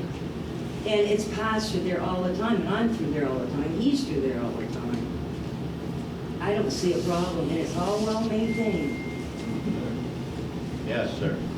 I'm Dave Winchester, and followed this for a long time. And initially, growing up here and going up to the school, when we were in school, we went to sports, you know, it's 1/3 the distance. 1/3 the distance to turn left. Well, what you had was a little gate, and you had a little goat path to the woods, which is now a class, 3 road with lights. And I went up there today, there's security cameras on it. And it's still a little gateway that's there. But somebody mows it periodically, and the gate's just kind of there, and the poles are kind of shoveled. But it seems like section 1 of this design program is the least expensive part of this whole project. And if we could get that to the frontage road, and then maybe make a portal with a sidewalk where the old, you know, where the farm gate is, clean that up, make it something look appropriate, and just connect that to the road. I mean, how much are we gonna save? And I think this was supposed to be $1.2 million overall, like 4 or 5 years ago. No, that number's not, the number that they're coming back with is that 700 or 600. Yeah, but it hasn't been out for right? formal bid. Yeah, that was 2 years ago. Construction. But, you know, we do question that. And section 2 and section 3 are really the quagmire of the entire project, right? Of getting the right-of-ways, the culverts, the gas lines, the water lines, all the nets, the telephone poles. These poor residents who have practically no frontage in front of their homes now. And once again, I only see 3 or 4 kids at the most that'll do the whole journey up 78 and then down Thunderford Road or whatever it is. Because the majority of kids just hang left at the frontage road. And that's, like you said, there's no through the woods scenario anymore. I think they're cut like 75 feet. I said it's a really nice road. It's maintained because I think they put that in, for Homeland Security, right?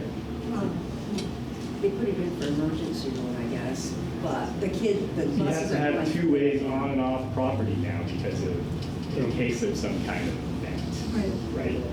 And so that now got built and is maintained already, plowed, got cleared. So those are all expenses once we get the frontage road, but we don't have to duplicate it again. And it's not like it needs to be paved, it could just be a nice stone path like the Memorial Valley Rail Trail. But you could do a nice concrete path. Well, of course, there's a section in the town in front of, you know, Pomeroy's development. And then there's a crosswalk, so you have to paint underneath the underpasses and through 89. And then there's just a little itty bitty section right there at the corner that we need to clean up to make a portal for the walkers. And the kids can just take that. It's already there. There's not much to build or develop or worry about. Permits through wetlands and everything else. And then, of course, there's no huge maintenance like over the long haul. So it just seems like that's where the kids are going. And getting the kids off 78 would be the safest. Putting them on campus as soon as possible is obviously the safest thing for them. And I have no doubt that if we cleared up that access and made an entrance and a sidewalk, the kids would just, those 3 or 4 kids that are going all the way up 78 are just going to go that way. And it's a lot different than when it was 50 years ago. But to say that we've never had a safe way up either in 50 years, that's not exactly correct, because we did have a safe way up there for those that decided to either ride their bikes or walk.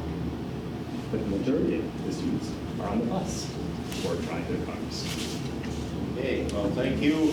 And with that in mind, before we move on to anybody else that wants to speak, I would like to hear from Mr. Palmer, because he is the principal of MVU, and you've heard some comments here about this other road.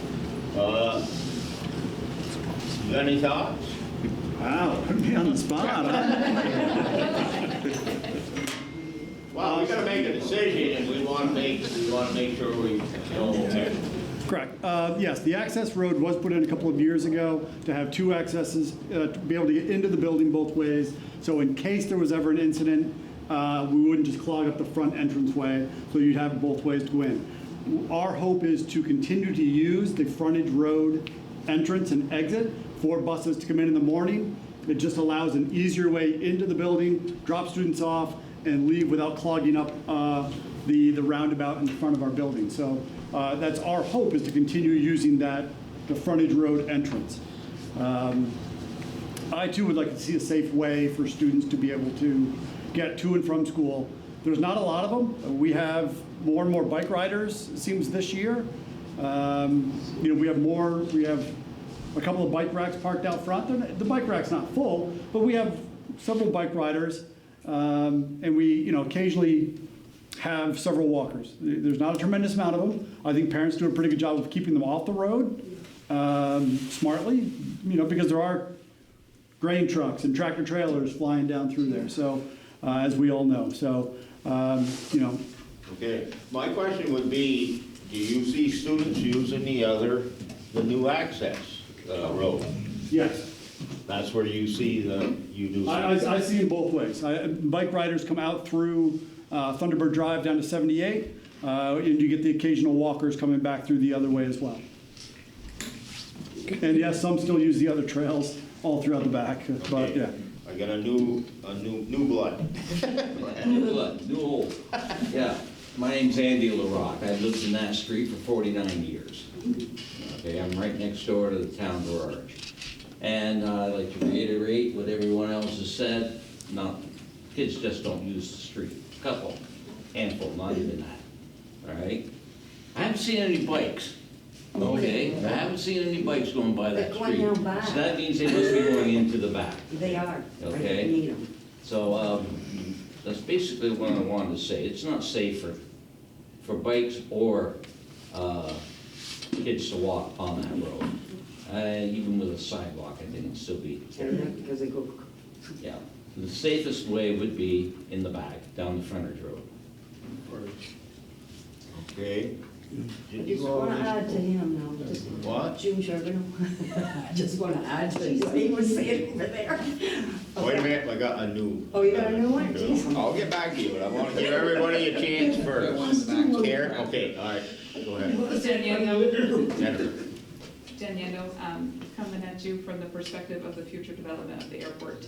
With Beta Technologies going in and the future development of the airport going in, Beta's goals are a reduction of greenhouse gases. Their internal goals are a reduction of greenhouse gases for their staff. So having the ability for them to walk and for them to be able to ride a bike safely on that road. I wouldn't walk or ride that road, so I wouldn't expect any kid or a parent of those kids to want them to ride or bike that road. So I understand why there's only 3 or 4 kids that you see on a daily basis, because I wouldn't want my 15-year-old to ride or bike that road either. The traffic is not conducive to that environment.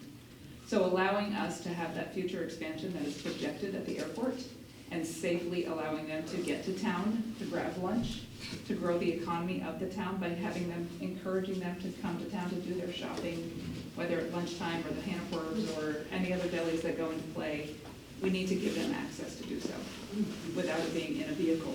The mileage driven on an annual basis of regular miles, less than 1 mile commute is like 60,000. It's a ridiculous amount of numbers that people drive less than 1 mile because they have no other option to safely do it. Good point. Good evening, I'm Matt Walker. I wanted to follow up on that, but I had one question first for perhaps it's Northwest Regional or Planning. Are any of the funds that have been secured so far at all limited if we don't go all 3 sections and you were to focus on the first section and some other alternative up this newly available back road? Is there any limit to what we've done so far that would keep us from focusing on just the first segment and then taking the people up off this side? Does anybody know the answer to that? Well, I want to make sure I understand what you're saying. You're saying if we only go to frontage road, will this funds cover I would suspect the state money wouldn't pay for the path up through the school property perhaps, or may or may not, but that's a separate, but we don't, if you wanted to build up to the frontage roads like the last 4 or 5 people were talking about, which sounds like a tremendous alternative because the safety on 78 and taking people's front lawn away is tough, plus it's still not necessarily a safe area, but does it limit us in any way? Could they still do something? I'm gonna let you answer that because Excellent. I'm not quite sure. No, it's a good one, it's a good question. So with these funds from V-Trans, what they say is, what they will fund is that a sidewalk or a path must have a logical terminus. It must start at a place where a pedestrian can use, and it has to end in a place that a pedestrian can use. And that can be a mixed use, that can be a path, that can be a sidewalk, but it has to be something that's ADA compliant, so firm and stable. So if we took the scenario that some are floating, and there's definitely more to be worked out, but just an initial stab is that one, V-Trans would have to approve that wherever you're ending the sidewalk, there either is an existing path that can be used that's firm and stable, ADA, maintained year-round, or that a path or a multi-use path would be constructed to that location. So that's, so the answer is not necessarily no, it's a maybe. Some things, and I don't want to take too much of the time, but there's work that's already been done as far as permitting and design that would need to be redone for any new leg. And again, it's not a no, it's a, Maybe. it's a, additional costs, and balancing the additional costs of redesign, permitting time versus potentially a more direct path. Okay. Potentially be substantially less than quite a ways of easements and that limited amount of construction space. There's also, I know there's been a number of topics about it being 50 years, but the movement throughout the state and at the Agency of Transportation is towards a more bike and ped-friendly world. We also have that major asset with what's going on with Royal Valley Rail Trail. I like what she said about up at the airport, but if we were to look at, in addition to this frontage access that Mr. Winchester and the last 2-3 people mentioned, pulling the rail trail back across to the front of MVU in some way, and then whatever they want to do back towards Highgate in the future becomes open. But there is that street right directly across, and there are all kinds of things done with calming that could help it get across 78 safely, out that street, and with a very minimal effort, tied right onto Memorial Valley Rail Trail, and those future people that may or may not come from Beta can easily jump on Memorial Valley Trail that pulls you right into town. I really would recommend that we be looking at the bike ped network concept, that you want to pull these people off the trail or onto the trail, that you put them into town, and that eventually, long-term, that actually talks about how the Fit and Healthy Trail gets to Mequam Shore, that, by the way, is tied to an old rail trail in the Missisquoi National Wildlife Refuge. And let's not think about all the people that come to the Tyler Place that have the amount of money we want them to spend in town. The long-term goal should be to tie all of those together. And I hope we wouldn't have to take the front lawn to do that, but you can come up through the woods, Peace. We have an amazing arts council and arts class at MVU that would love the opportunity to be involved in decorating and making it safer and more appealing in use. And if that walk, or that area that's been cut out in front of MVU, if we still brought down a walkway to the road and had a calming thing across 78 and had an effort with a very small distance to tie it into the trail, we're in danger of losing the traffic that's coming for the end-to-end races, the end-to-end cross-country skiing, bicycle races that are being developed all through St. Johnsbury, Hardwick, and they're already talking about, because they're going to turn them off onto the Missisquoi Valley Rail Trail and take them to downtown St. Albans. Yeah. We need to be looking at a network that is appealed, that can compete with that, bring people into town, that ties the other assets that we have, and that also looks into the future, like these employees that we're talking about, and our own people that are already at Vermont Precision Tool that are being more exercise available right up the trail and right off, not to mention snowmobiles, parking, we won't get to that, but all of the opportunities that are there. The bike ped is part of the future. It's part of what people are looking at when they want to pick places. I don't want to see us go through the lawn, right through people's front lawn. It still wouldn't be that safe. I know 5 feet is not a lot between those sides of those trucks, but I don't want to lose that money either. But I would really like to see us it's the road wasn't being used, it wasn't accessible, so times are a little different than they were before, and I think the board looked through it all quite a bit, and somehow a stage one, and looking at that rail trail, tying that in right away, that helps solve the Highgate, it helps kids go in that live in that section of town, right over in that's a fairly developed area, as far as coming through underneath the interstate,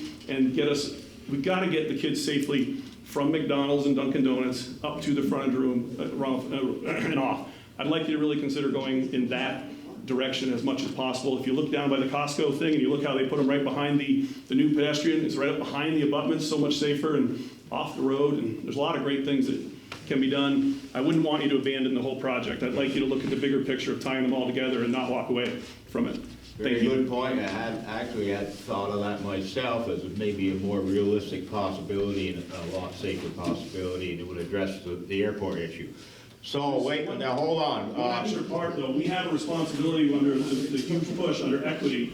We have a car-centric building there and car-centric school, and we have a responsibility through equity to allow a non-car family more access to that school, and we have to answer to that. So please keep that in mind as low income to the school. Good point. So, okay, well, I'll get to everybody, but I've got Mark back there. He hasn't spoken. Oh, I didn't see your hand, but I'll get you next. Thank you. Mark Russell, previous select board member. So we looked at all these things we're talking about. We did involve the school. I think Paul Gregoire was involved in the school's feeling of going up that back way, not say that it hasn't changed. Then at the point, I don't know if they had the amount of lighting that they had. Some of the things that came up, the example was, would you want your daughter walking that back path by herself at night with lights or with not lights? We felt it was safer at that time to put them children up through in front of them houses where there was some visibility to these children, especially at night where they're coming, leaving a basketball game, didn't have that transportation to leave there. So that was part of that figure of what we were talking about. And something for the landowner to think about, and again, if you think future, what value added would that give you to sell your property if you have a sidewalk there for the next owner to have access to your downtown? Just something to think about. Okay, Miss, nope, right there, she hasn't spoken yet, right? Yeah. Okay, Siobhan Cougar. There's so many variables in this, and everything everybody said, you kind of answered a couple questions and helped with my thought process as well. But as a parent in the village, I wasn't able to allow my son to walk to MVU because I was nervous about there not being a sidewalk up 78. If there had been one, I would have, been able to allow him to walk up there, probably at a distance because I'm a helicopter, watch him. But I hear what you're saying about the path behind. I know that there's cameras and lights and stuff now. I wish that everybody could just get what they want here, but obviously that's not going to happen. Not everybody's going to get what they want. And for future, for the future of the development, I'm not quite sure, Matt, what you're saying about the path. Are you saying you would prefer the path along the MVU for travelers or along 78? I think through the new road and that expansion, that on that kitty corner, I just went and drove around there while I was waiting for the rain delay. MVU's tied 1-1, postponed until tomorrow in the semifinals. Oh, that are interested. they're tied 1-1? What inning? What inning? Third inning. So Top of the third. Eli got out of the first? Yes. All right. Struck out the side, yes. Sorry. He's my grandson. He struck out in the 3. I don't know that one. I don't know that one. I would like to see us do both in terms of going out through the woods. I don't want to go up, I don't know that we want to go up 78, but I want to see that access, like what David said about getting across, get the kids across Front Street. There's that old barn, that old farm, whatever heck, gate there. But I understand that they looked at it. Things seem to be different in terms of that heavy use of that road now. And then I'm talking about coming out Thunderbird Drive, crossing the street into that other street and getting them, it's right across the street is where the access to Lamoille Valley Rail Trail is. And from up the rail trail, you're right up into Highgate, and there's so much further to go there. So no, I want to get across Frontage Road and up into the back way, and I want to see the Swanton Arts Council and the MVU art kids make that a beautiful trek through there and up that spot. I don't think the safety would even be that great right out on the edge of 78, but let's put them across the street to that dead end street, and it hooks right back over to the Lamoille Valley Rail Trail. I think really trying to emphasize the importance of bike ped solutions in a network and safety. I'm not sure if that answers your question. All right, I wait, think hold that- on, well. I haven't finished, I'm sorry. Oh, you haven't finished? No, not Okay, at all. all right. Not at all. All right, I'm not gonna argue with you, go ahead. But, I know it was mentioned, a rock path, we would need more accessibility for wheelchairs or something, so it probably still need to be paved. I like that there's cameras and stuff. It makes me nervous that you open up a path that goes to our school for just everybody to jump on and go around. But I do know that if there had been a sidewalk, my child would have been walking up there. I drive and pick up my daughters from there now, and I'm driving around the kids that are walking and on their bikes, and I'm driving over into the other lane or waiting for other cars to pass to go around. You know, I wish there was a solution for everybody, you know, for this, but either way, I'm for a path, whichever way it does, what's best for, you know, in the best interest. And my issue with the money would only be if costs get so high that it interferes with the community center project. And then says, well, we can't do that now because we put the money into this. All right, thank you very much. Wait a minute, I will get to you, Sandy, but the gentleman in the back, you had your hand up, right? Yep. Steve Closer, I'm with the developers, we're on the Hanford Shopping Center across the street. Just more of a question to the regional planning. Okay. Is this set up, is your sidewalk set up in phases? Is there a way, your financials, you've already dropped a ton of money, and you don't even have a shovel in the ground. You're gonna change, you're gonna do a new feasibility study for a back road. That was looked at, you're gonna spend another ton of money and not have a shovel in the ground. Is there a way this project is set up in phases? I'm talking as somebody that sits in a lot of different towns and different meetings. You start your sidewalk. You get your sidewalk under the interstate. You're stopping at the road, everybody has a concern, and you're before the houses. It's gonna be another year or two before you get to that next phase. You're still using your grant money. Now you've got time to really see, did that road work? Is something else making a mess?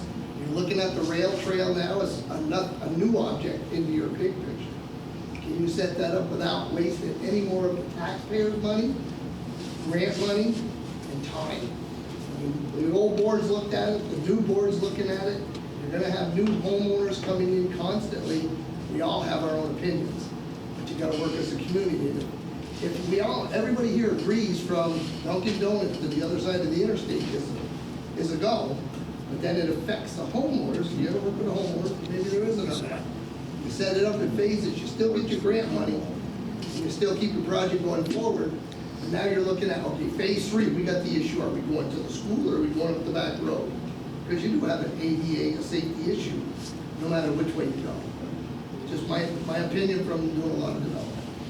Okay, no, I gotta go to Sandy. Sandy Steele's building. This is one of the first meetings that I've ever been to where it seems like everybody agrees that they want a path and that the best way to do it is to go through the back way. It seems like that's what everybody is asking for. So it can be a win-win situation. And I hope that you will look at that. It doesn't have to be either or. Okay, go ahead, Chairman. Charles Martin again.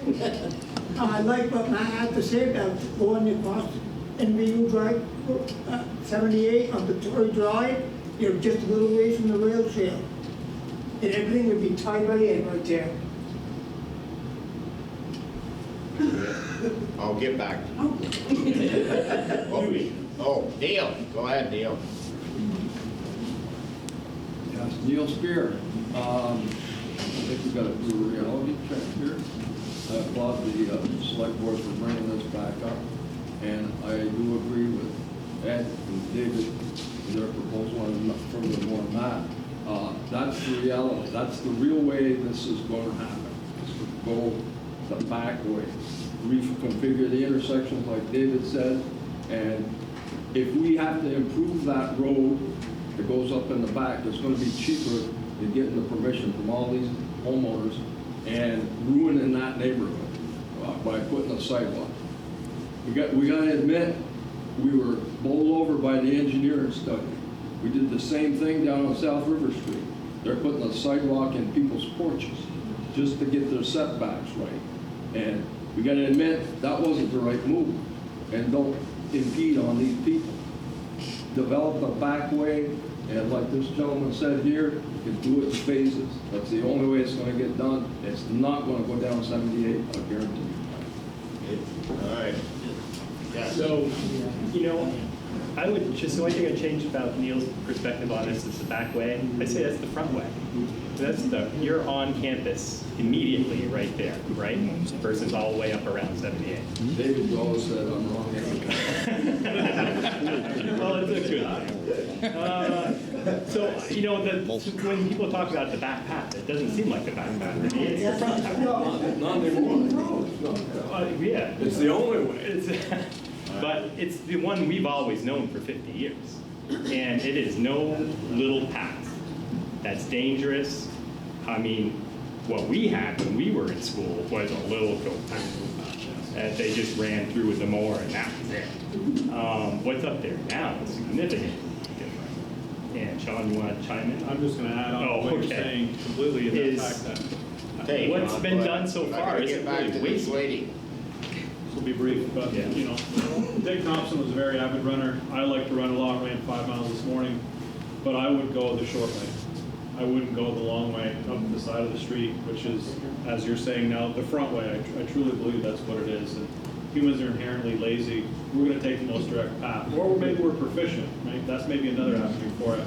So we're going to take the direct path. We're not going to walk all the way up around.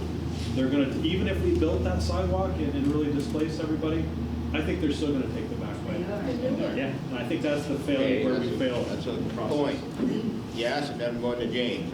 Go ahead. I want to thank the people that brought up that very futuristic idea. It's a great idea.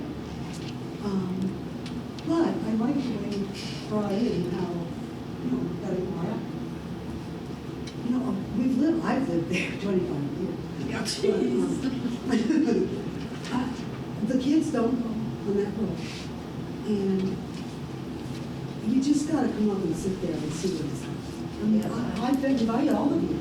I'll make comments. But I'm serious. If you sit there. That's tomorrow at noon. It's a really serious road. And I really think that we have gone to the police, we've gone to the principals, and to be honest with you, there's never been any proof in court. We need some real thoughtful answers here, because that is a dangerous road. You're not going to stop that traffic.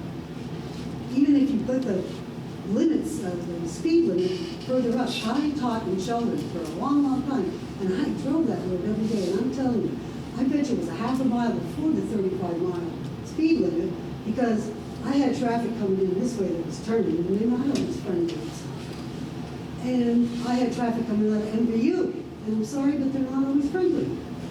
So I'm in that little house right there between out and in, and big trucks and everything. You just gotta come and see it if you don't believe me. I mean, honestly, walk the back way, and then walk the front way, and you figure which one makes your nerves go worse, right? Thank you so much for letting me talk. Yeah. One more. James? James had a... So, the back where you're talking about, going through that gate on there, the school, though, the town owns that property, that's privately owned, right across there. And actually, we found out, you guys know that, the road that goes in there, some of that's not even on school property, it's on private property, it was put in the wrong place, somebody didn't engineer.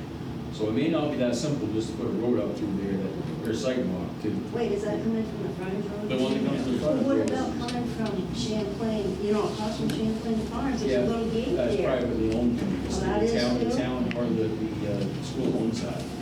And some of that new road is not on the school property, so I mean, just throwing that out there. Yeah, that- It may not be an yeah. easy scenario. Yeah, we're well, It sounds nice, but. well aware of that Yeah. issue, but I think that could be worked out, Matt. I think so too.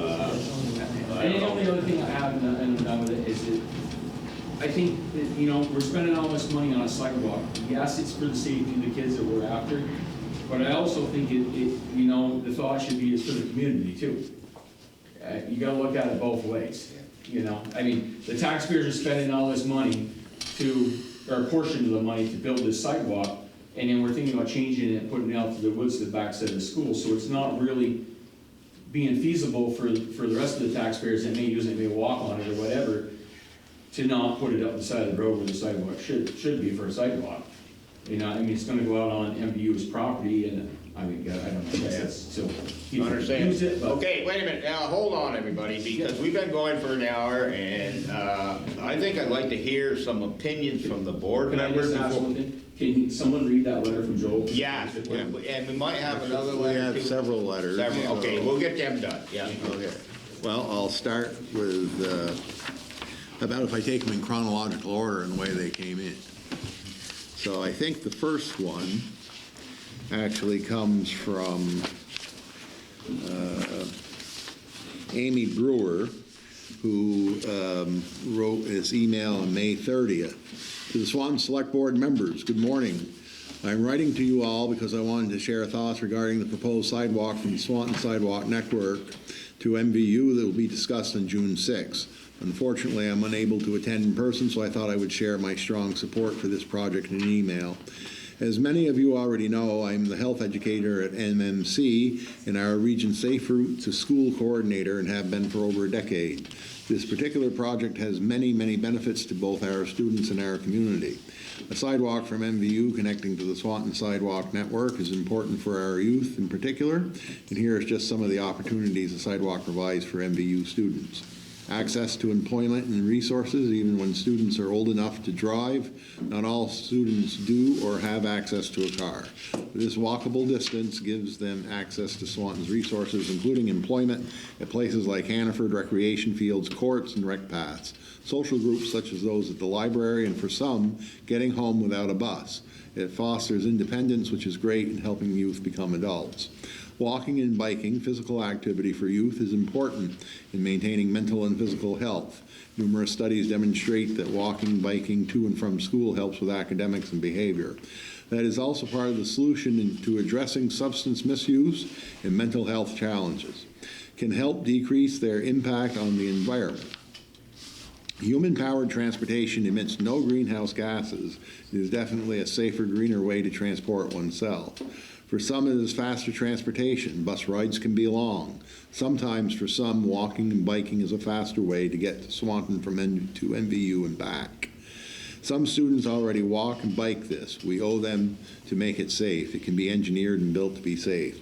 I am thrilled that the Select Board has undertaken this initiative and extremely confident that when it is built, it will create an opportunity, a healthier community, and a safe route for our community's important assets, our youth.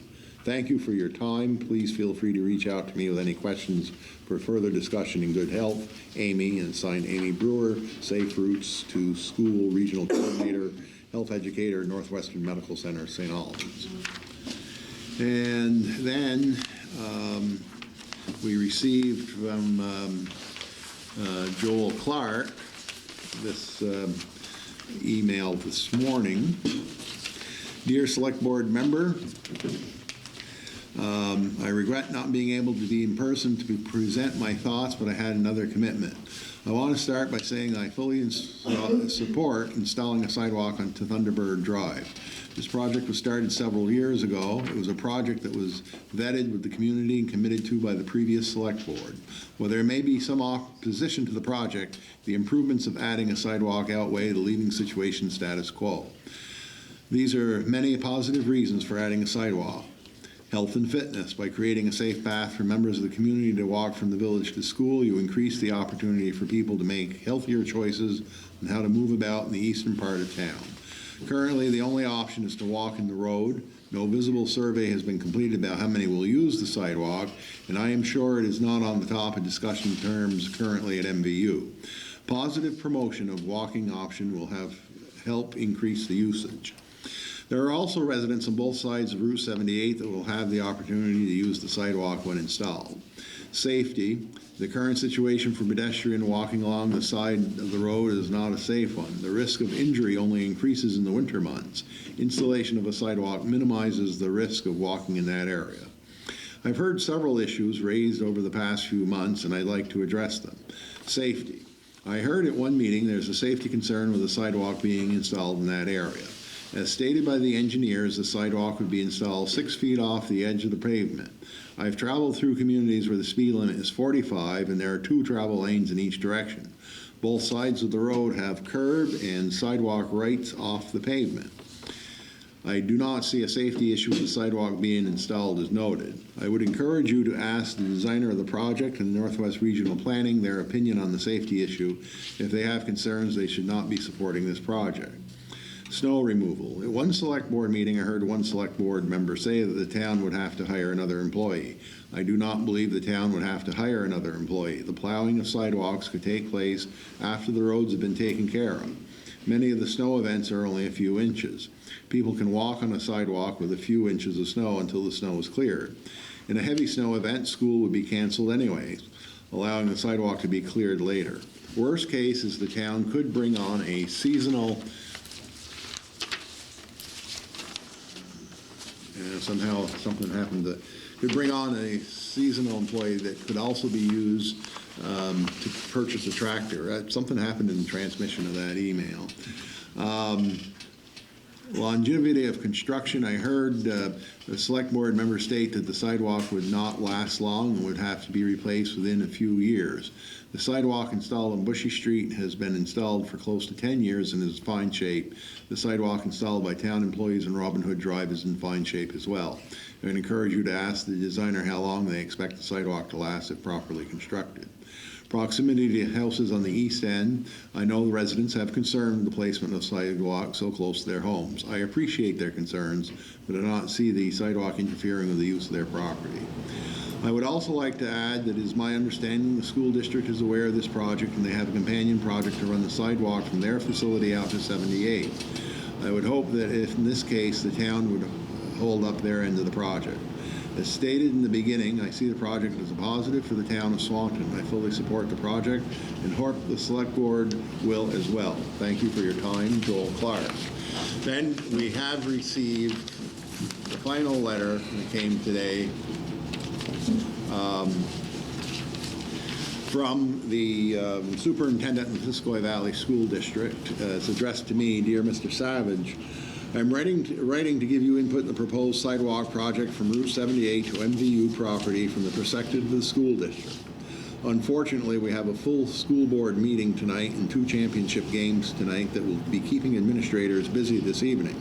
Elizabeth Nance attended the June 20th, 2019 MVU school board meeting to discuss this proposal. She stated a brief overview of the grant that the town of Swanton hoped to receive and the commitment that she helped the school would make to build the sidewalk on MVU property to meet the proposed sidewalk on Route 78. The MVU board voted to support the concept and charged me to write a letter of support for Swanton's grant application. Over the past several years, I have followed this project and have kept our MVSD facility committee aware of updates as they have come along. Here are specific hurdles the district will now need to address should this sidewalk project proceed. As we are a school, the sidewalks would need to be ADA compliant.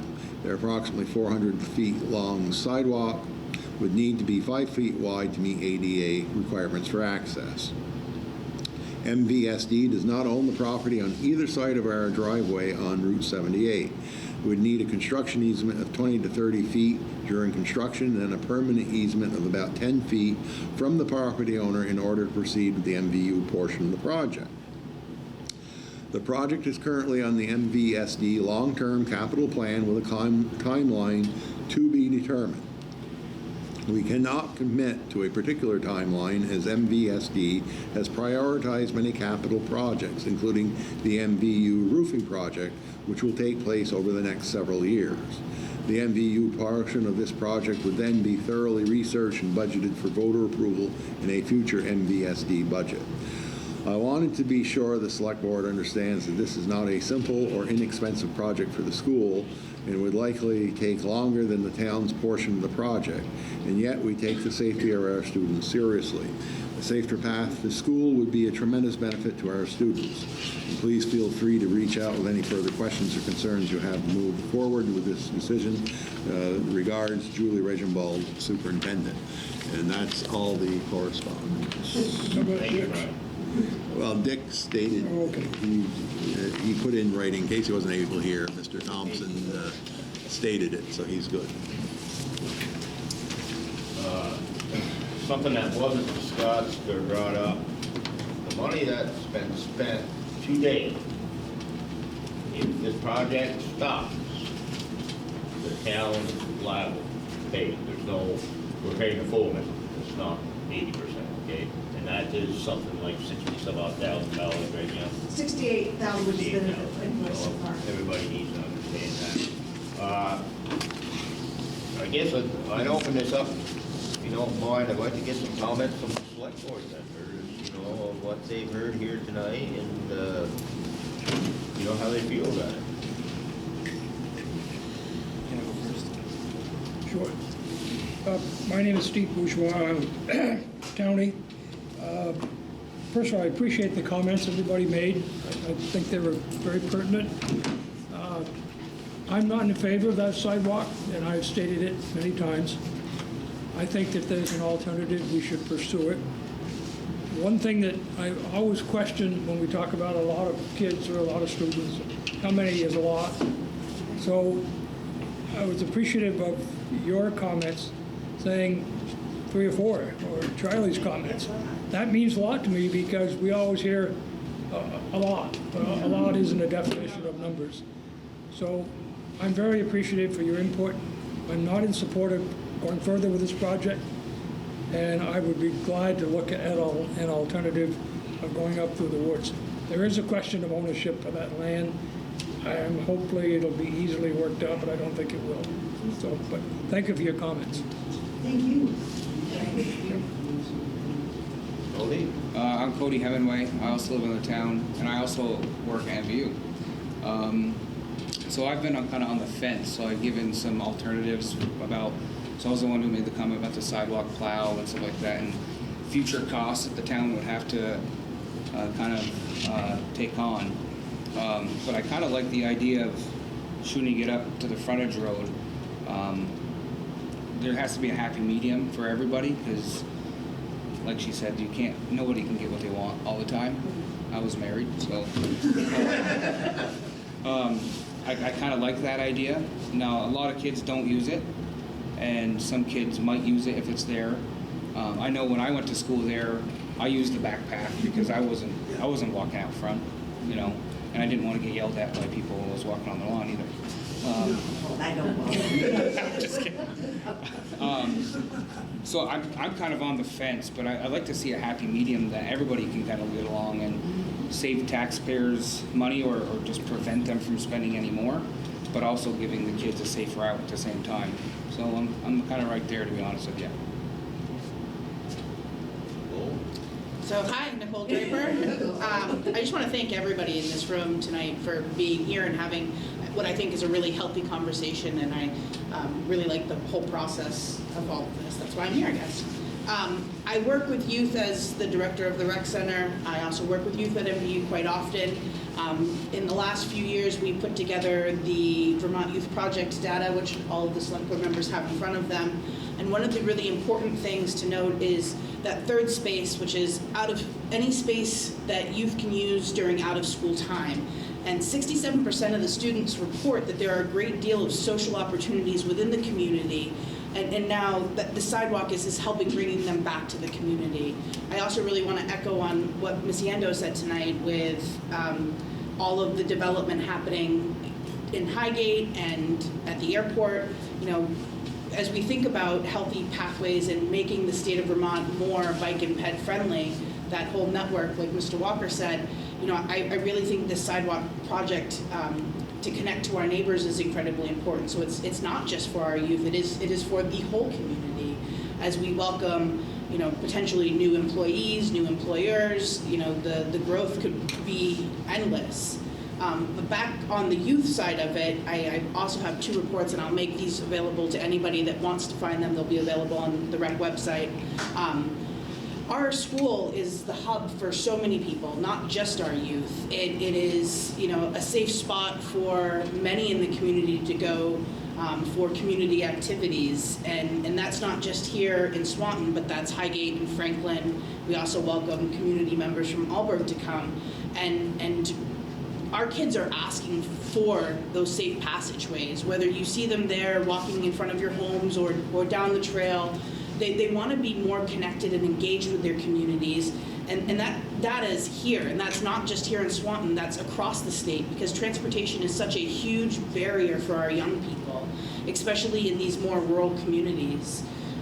So I'm really in support of moving forward with the sidewalk portion, the whole way, because I feel it's connecting our neighbors to our community, and that's us lending out a hand to say, hey, come check out Swanton, come explore, come be a part of our community. Because it's not just Swanton, we're a whole region. We are a larger group. Ed? Ed White, co-chairman of the select board. First of all, I want to thank everybody for coming out tonight, because as I was coming over here today, and I had to talk with Earl earlier, wondering how many people we're going to have, because normally we can count them on less than one hand. Tonight it's nice to see the interest that people have been coming out.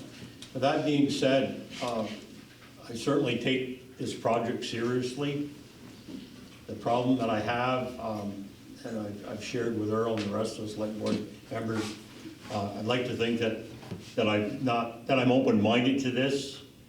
But one of the things that I did personally that I felt was important was I went and sat in Maplefield's yard on 2 occasions, and I did not see one single student.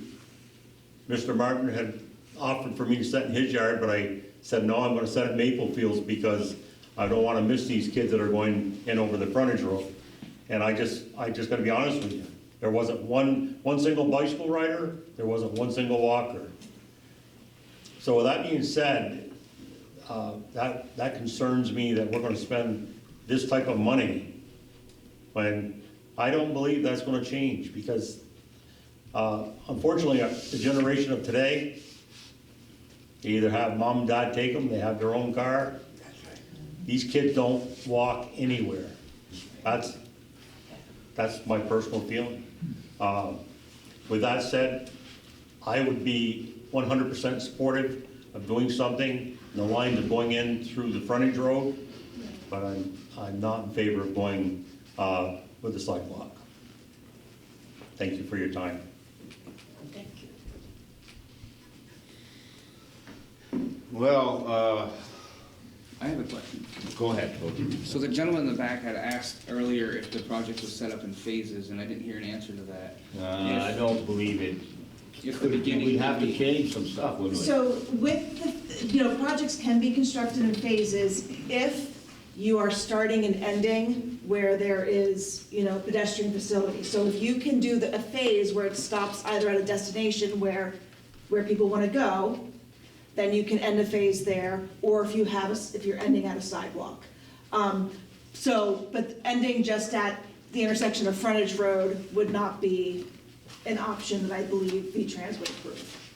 But aren't you ending at the intersection of Thunderbird? Well, up until, hearing that letter from the supervisory union, I mean, the school signed on and committed to developing either a sidewalk or multi-use path that would be constructed when this project was done. So that is why that's the only reason why this project was approved by V-Trans. Yeah, but is that because letter, of that commitment from the Bethany, select board. that letter states that it's gonna, not in the near future. So that's, what I'm saying is when, in 2019, when the town applied, and in 2019, when V-Trans approved this project, that commitment was made. And that is why V-Trans granted the funds, is because that commitment was made by the supervisory union. But is it possible that if MVU, or it isn't MVU anymore, it's the school district, the Missisquoi Valley School District, said, okay, maybe we're better off to use the back trail? Would V-Trans still would they be opposed to that? Because it's gonna accomplish the same thing, that's what I'm just wondering what you think. You know, I do think it's an option, and after, you know, when you get to that decision-making point, I have jotting down next steps of what you'll need to do next in order to find out whether it's a go or not. It's an option if either the town is building a sidewalk or a path along that roadway, or if the school district is doing it. If I may, before you make that vote. Yes. You might want to get them answers. What's that? You might want to get them answers before you make a vote. Well, yes, there's a couple other things we probably wanna know too, and I forgot what the other one. Yeah, because I think, so, I think you said the new grant deadline was for Friday? Yeah, so That would with be- any of this, the grant's not getting applied for, Right. because the grant would be for supplemental funds for the existing design. And really, in order to apply for supplemental funds, you should have already gone through the right-of-way. I was going to ignore that because you need to apply for funds. But if you are, you know, essentially, if you're considering a significant redesign of more than half of the project, you know, you're not ready to ask for supplemental funds. You're at the point where you're gonna ask V-Trans, can we use our existing grant to redesign the project? And understanding that as through the design, you might have to apply for additional funds later on. So, Yes, Neil. Neil Spear, I wouldn't be holding that over my head to make a decision. Because if you redesign it, it might be cheaper to redesign it than to bail on this and put it in the other way. It's just my opinion. Because you're gonna have to go through all these homeowners, get rights away, and the money you're gonna save by not going through this program, it might be considerable. And I'm not the engineer, but it should be redesigned. This is 6 years down the road from the original decision to go up there, and other factors are in here. We have a roadway in the back way. Yes, we would have to do that, because we have, I believe it's $25,000 that's budgeted for right-of-way. Yes. That's right. And the majority of this is within the state's right-of-way. Right, but if the landowners wanna make it difficult, it may take more than that. Your point is valid. Yes. Oh, wait a minute. Right there. I was gonna kind of say what he said too, it might be cheaper in the long run with all that, but also, are you guys going to attend the Missisquoi Valley School Board meetings again to get on the same page? So, we've had project meetings with the SU, and I was not aware that anything had changed with the supervisory union, with their commitment to build the path. And so Brian, you know, if you could forward me that email from the superintendent, that would be helpful. But again, you know, that's a commitment that the SU made to the town, not to me.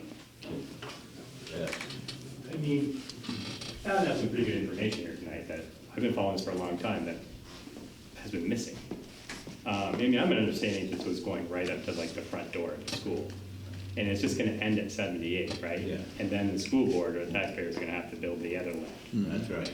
That's right. So, talking to Mr. Palmer, they would wish to have a loop now and develop that back road. It does seem like it's, well, we've already got the bed, and it seems like it would be way easier to develop. We don't really have too many right-of-way issues to be concerned about as going up 78. There's the cost, the annual maintenance and everything like that, because that would be annually maintained, and it is already. That would meet the grant requirements, right? Because we would be determining and be ending at, and we would have an ADA path all the way to the school. And you'd be shortening the project. It would be shortening the project, and I mean, it's not ending the project if we decide to just do section 1. I mean, section 1, obviously, most of the cost is section 2 and 3. That is the quagmire of the whole thing for the last 6+ years, right? And we still don't have right-of-ways, and we still don't have, and now we have exponentially expanding construction costs. you know, the state is flooded with ARPA money, you only have so much time to spend the ARPA money, and every major construction company is being approached right now to do things and get them done by the deadline. And that's driven costs significantly. So it does seem like there is a good solution where everybody kind of wins here. You make it safer, you save money in the future. If there's some way that we can coordinate with the school, I mean, the money they would have to spend to build that sidewalk from 70 all the way to the front door is significant. And if that budget was thrown into paving that road, and we could contribute to paving some of that road as well, I mean, that just seems like it's a win-win. It's less expensive, it's more useful, it's more conductive, it still connects. And Matt made a really good comment about the LBR, because that's right across the way. And the same thing what Jennifer was talking about is connecting the airport. I don't think that's, the future development of the airport, I don't think it's gonna be out walking up there, biking up there, but if it is, the LBR goes right by there as well. So if you go down Airport Road, cross the way a little bit, you connect to the LBR. And the same thing with connecting to the LBR here. So the kids from Highgate could ride their bikes to school. Well, I mean, these are all very valid things, but, you know, as far as the board is concerned, I don't think we're gonna be able to really make a decision tonight. Because we've had all this thrown at us that we didn't think was gonna be any part of the discussion. I mean, you know, we gotta find out how that's gonna affect the grant. We gotta check into any issues with the right-of-way, you know, like, cause I know some of that land doesn't really actually even belong to the school, but some of it now belongs to the town, and we have another private landowner there, but we might be able to get all this straightened out. We need to, I think before we make a final decision, we need to have the answers to that. Sure. But those are historically established rights. Yeah. All right, Sandy, you had one more comment? First, I want to thank you for calling this public meeting. And I want to go back to the observation that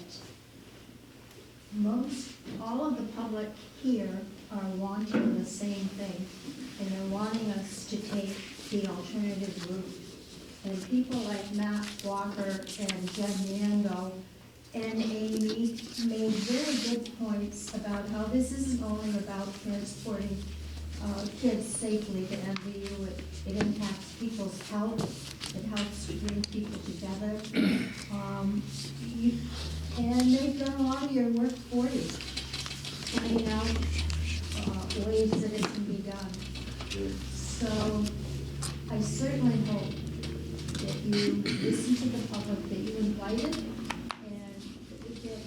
that you start to focus. Thank you, Dan. Thank you. Thanks, Dan. On the alternative. Yeah. Mr. Chairman. Yeah. May I ask the property owners a question? Okay, go ahead.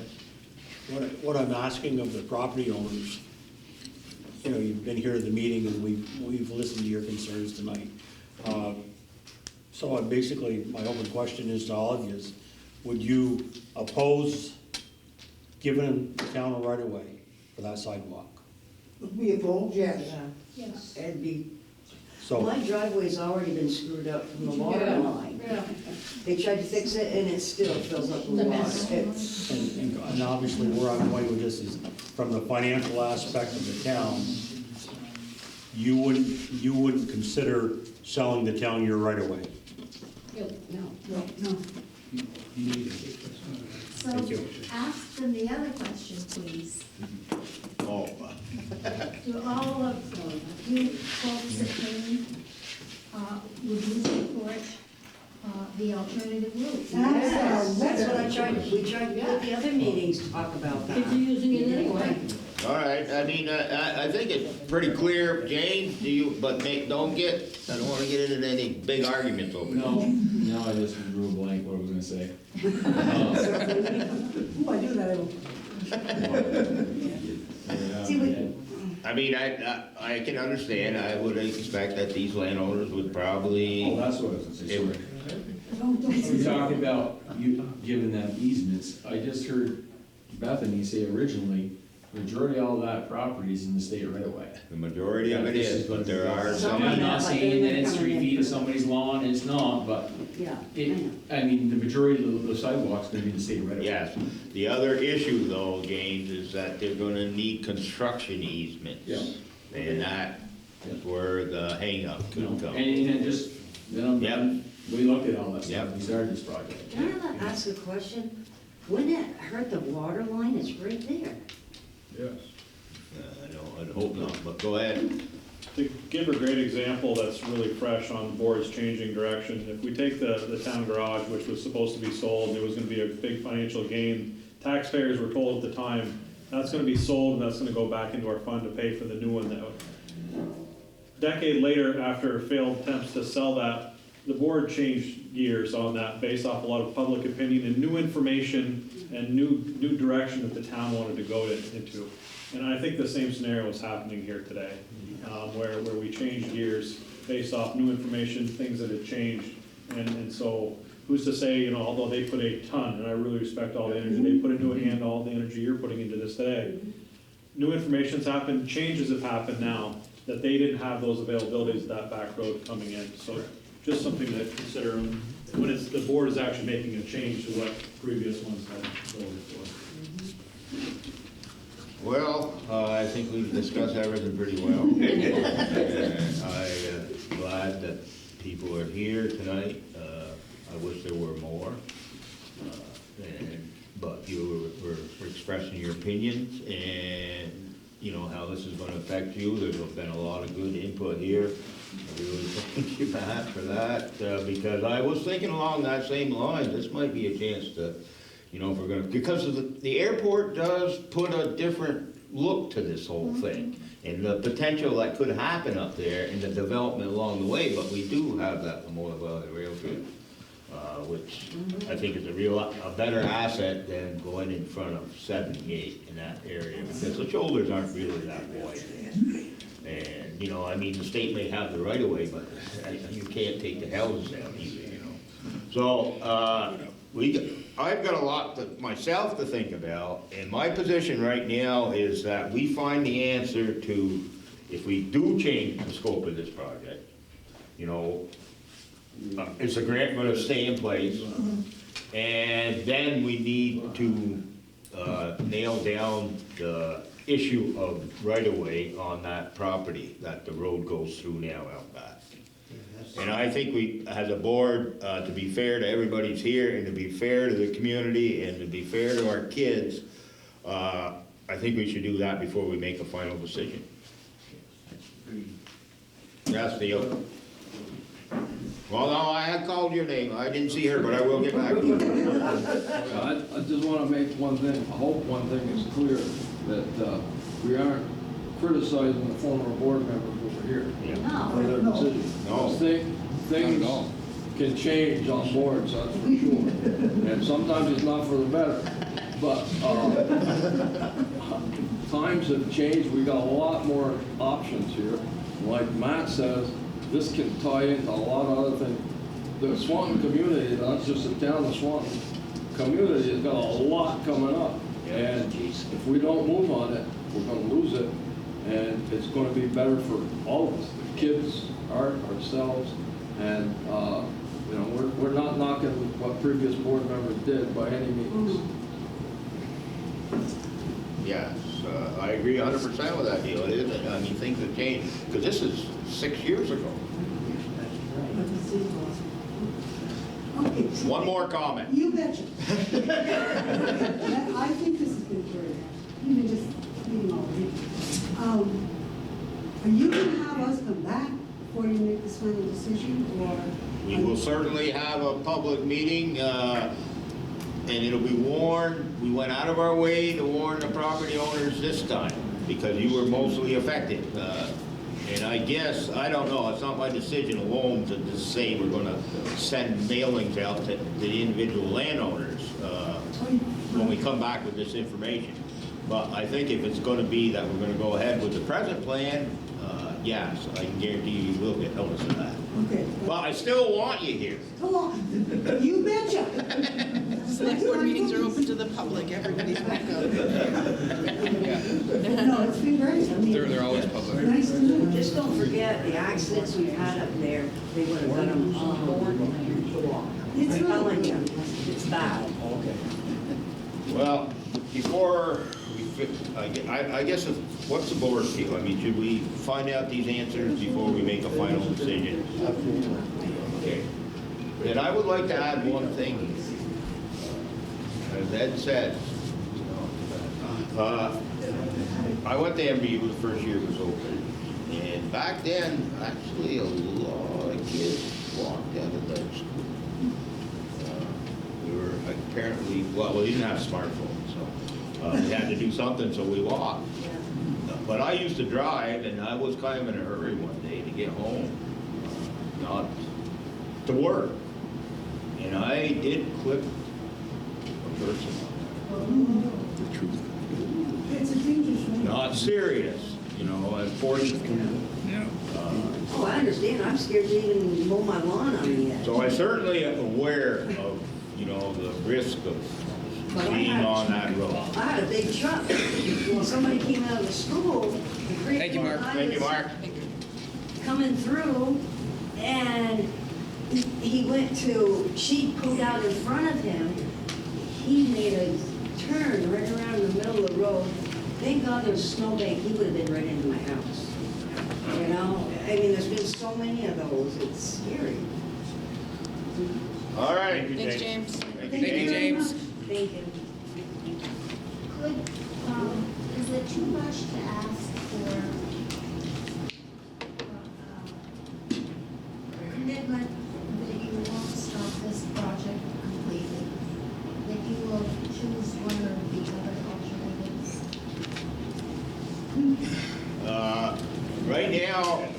Right now, I think until we get that information, Sandy, I don't know if I really want to do that. Because, you know, if we get the answers we want, yes, but if we don't get the answers we want, as far as the grant is concerned, that'll be a major player. Because if we can't make the adjustment, change the scope of this project, and still use that grant money, then it's not going to happen. Because we just don't have the money. Where's the grant money from? Is that federal money, isn't it? It's federal money that's administered through the Vermont Agency of Transportation. And the Vermont Agency of Transportation gives that money out? They do, yeah. So the town applied in 2019, and they've given the funds to the town. Okay, so I get it. But if they do everything they need and it finds that it works out okay, there's a chance that we will lose that grant? So I'm emailing the project manager right now Okay. to ask that question. Okay, 'cause that's a biggie. I'd like to get the answers, and I think everybody on the board would like to get those answers before we make any kind of decision. You know, or say, yeah, we're gonna do one or the other, but we don't know that right now. Casey? I think we really ought to suspend spending any more money until we have these new answers, because I don't want to continue to incur new expenses when we may not go that route. So let's suspend all of that, put this thing on ice until we get the other answers, and then we can resume at that time. Yeah. Thank you. Thank you. All right, we don't. Bethany has some. I just have a follow-up question of suspending work, and that makes sense for the design engineer. Do you want me to suspend work? Yeah, because aren't they at the point where they're looking for like right away?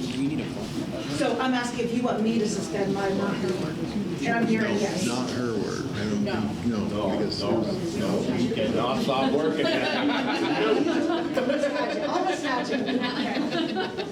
No, we won't. I'm sharper than that, no. Thank you very much. All right, now, I guess guess we're down to upcoming events. Any other necessary business? Oh, any other necessary business? I got one thing, but then we do have to go into executive session briefly for what I've got. But I failed to mention this, I apologize. I received an email from Heidi Brich-Valenta, who's the Swanton Village Grant Manager, Project Manager. They're applying, the village is applying for a $1 million grant through Community Revitalization Resiliency Program to assist with the cost of the planned wastewater upgrade, the sewer upgrade. Hard to hear you. And they would like the town select board to write a letter of support of their efforts for this grant, since a large part of the industrial parks all in the town are on the village wastewater system. So, if you want to vote a motion and vote for that, I'll draft the letter and get Earl to sign it. I make a motion to write a letter of support for the Community Revitalization Grant. Community Revitalization Resiliency Program, CRRP. So she made the motion to write the letter in support of the grant, and I seconded it? Yeah. You know what grant it is? Revitalization grant. Revitalization and resilience. Okay. All right, motion been made and seconded. Is there any discussion? I just got one comment. If you're going to give, I thought Highgate was hired as this town administrator. They are. Heidi They is are. the grants. Heidi is the, for the village. Oh, she's working for the She's working village. for the village. Okay. Yeah. All right, because we need to get together with Highgate so we can make an application to get that speed sign. No, they've already done that. Oh, that's all done? It's in Highgate, so it has to be coming from there. Okay. If they need our input. It's not gonna happen until September, because that's when the Highway Traffic Safety Committee meets. So, All right. yeah. Okay, so the motion's been made and seconded to write a letter of support. All those in favor? Aye. Okay, and now we're down, public comment. Good. Upcoming events, Planning Commission. Now, this is another public meeting. I should have said that when everybody was still here. And it's for public input on the town plan that's being updated. And that's Wednesday, the 14th, 6:30 p.m. The town offices at 1 Academy Street. And say goodbye. Me? See you. Get home early. And then the DRB, the Development Review Board meeting is Thursday, the same week on the 15th. And that starts at 6 p.m. at the town offices at 1 Academy Street. The next select board meeting is on the 20th of June. It's going to be at 6 p.m. at 1 Academy Street, town offices. And there's going to be an additional development review board in June. And this is because there's been a lot of activity going on, and I guess that's a good thing.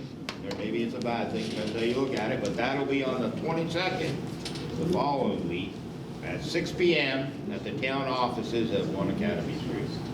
These are the upcoming events here in Swanton as far as the town government is concerned. Now, do you want to make a motion to go in executive session? Because you had an issue that we do have to discuss. So I move that we find that we enter executive session for the select board to receive confidential information for which the premature disclosure of it to the general public would clearly place the select board and others at a substantial disadvantage. I'll second that. Thank you. Thank you, Good guys. evening. Steve, nice seeing you. All right, motion's been made and seconded. All those in favor? Aye. Okay, one more. David, thank you. You're good. We noticed it around the village. I make a motion to exit executive session. I'll second that. All right, motion been made and seconded to exit executive session. All those in favor? Aye. Aye. Okay. One motion was to be made after. I'll make a motion to, do I just want to say it right outright? Yeah. Increase, Public record. yeah, increase, you want me to say the name too? Yeah? Yeah, you Christina have to. Candles pay for $1 an hour. I second. Thank you. Oh, I thought it was $1. I thought it was $1, just $1. And Nicole, you second? I did, ma'am. All right, so motion's been made to increase the administrative assistant salary by $1 Per hour. per hour. Well, I was trying to give the town a raise. She was happy with the dollar. $1 an hour. It's been made and seconded. Is there any discussion? Good I job, really by the appreciate way. all that you do. Yeah, you're going really above and beyond. Good job, Thank you. John. So I will do the minutes and I will do a one-page summary like Yep. we discussed. Oh, you don't have to suck up mail. No, I already told you. And then let me know how you like it and we can continue on that. Yeah. Because sending the whole. Are you gonna send Fire that to call coming through. our email address that we have? Or are you gonna How send do it you to want that me to stupid send it to GoDaddy you? thing? What email do you want me to use? Use mine at Strategic Initiatives, because I don't look at Can this you email it GoDaddy thing. I don't have Email it that. I to got me. Microsoft Office on my computer. Fire. County road? 382 County Road, flames are visible in known type of fire. All right, so what's? You do know using your private email that becomes public record, Yeah. correct? You got a motion and I get it. Okay. Well, tell you what, if you're gonna send it through GoDaddy or whatever, let me know you send it through there, because I don't usually go to that unless somebody tells Well, me. do it's you read something. your select board email every day? No, Oh, you don't? the GoDaddy stuff, It should be on No, I Microsoft think- Office, Yeah. it's not Nicole and Courtney are GoDaddy. the ones that respond I'm to not my even emails. familiar with Microsoft Earl Office, and Steve don't. I don't think that they All do right. the town ones. Well, you should. Yeah, it should It be should under. go through your town It's going email, there. not your private email. Yeah. You probably got a lot in there. Yeah. Yeah, you probably do. But it should be Microsoft Office. I don't know anything about it, don't ask me, but. Well, I think we still need to it's vote. GoDaddy on mine at work, but at my home computer, it's Microsoft. On my phone, it's off. I don't understand. Yeah, we still need to Okay, vote. Yeah. all right, the motion been made and seconded, and we did have some discussion, but not particularly about the issue. So, is there any discussion on the issue? All right, then all those in favor? Aye. All right, motion carried. Now, Move we adjourn. you move to adjourn? Second. All right, motion been made by Steve and seconded by Ed to adjourn. All those in favor? Aye. Didn't even ask you for discussion. Okay. Would you like to discuss it?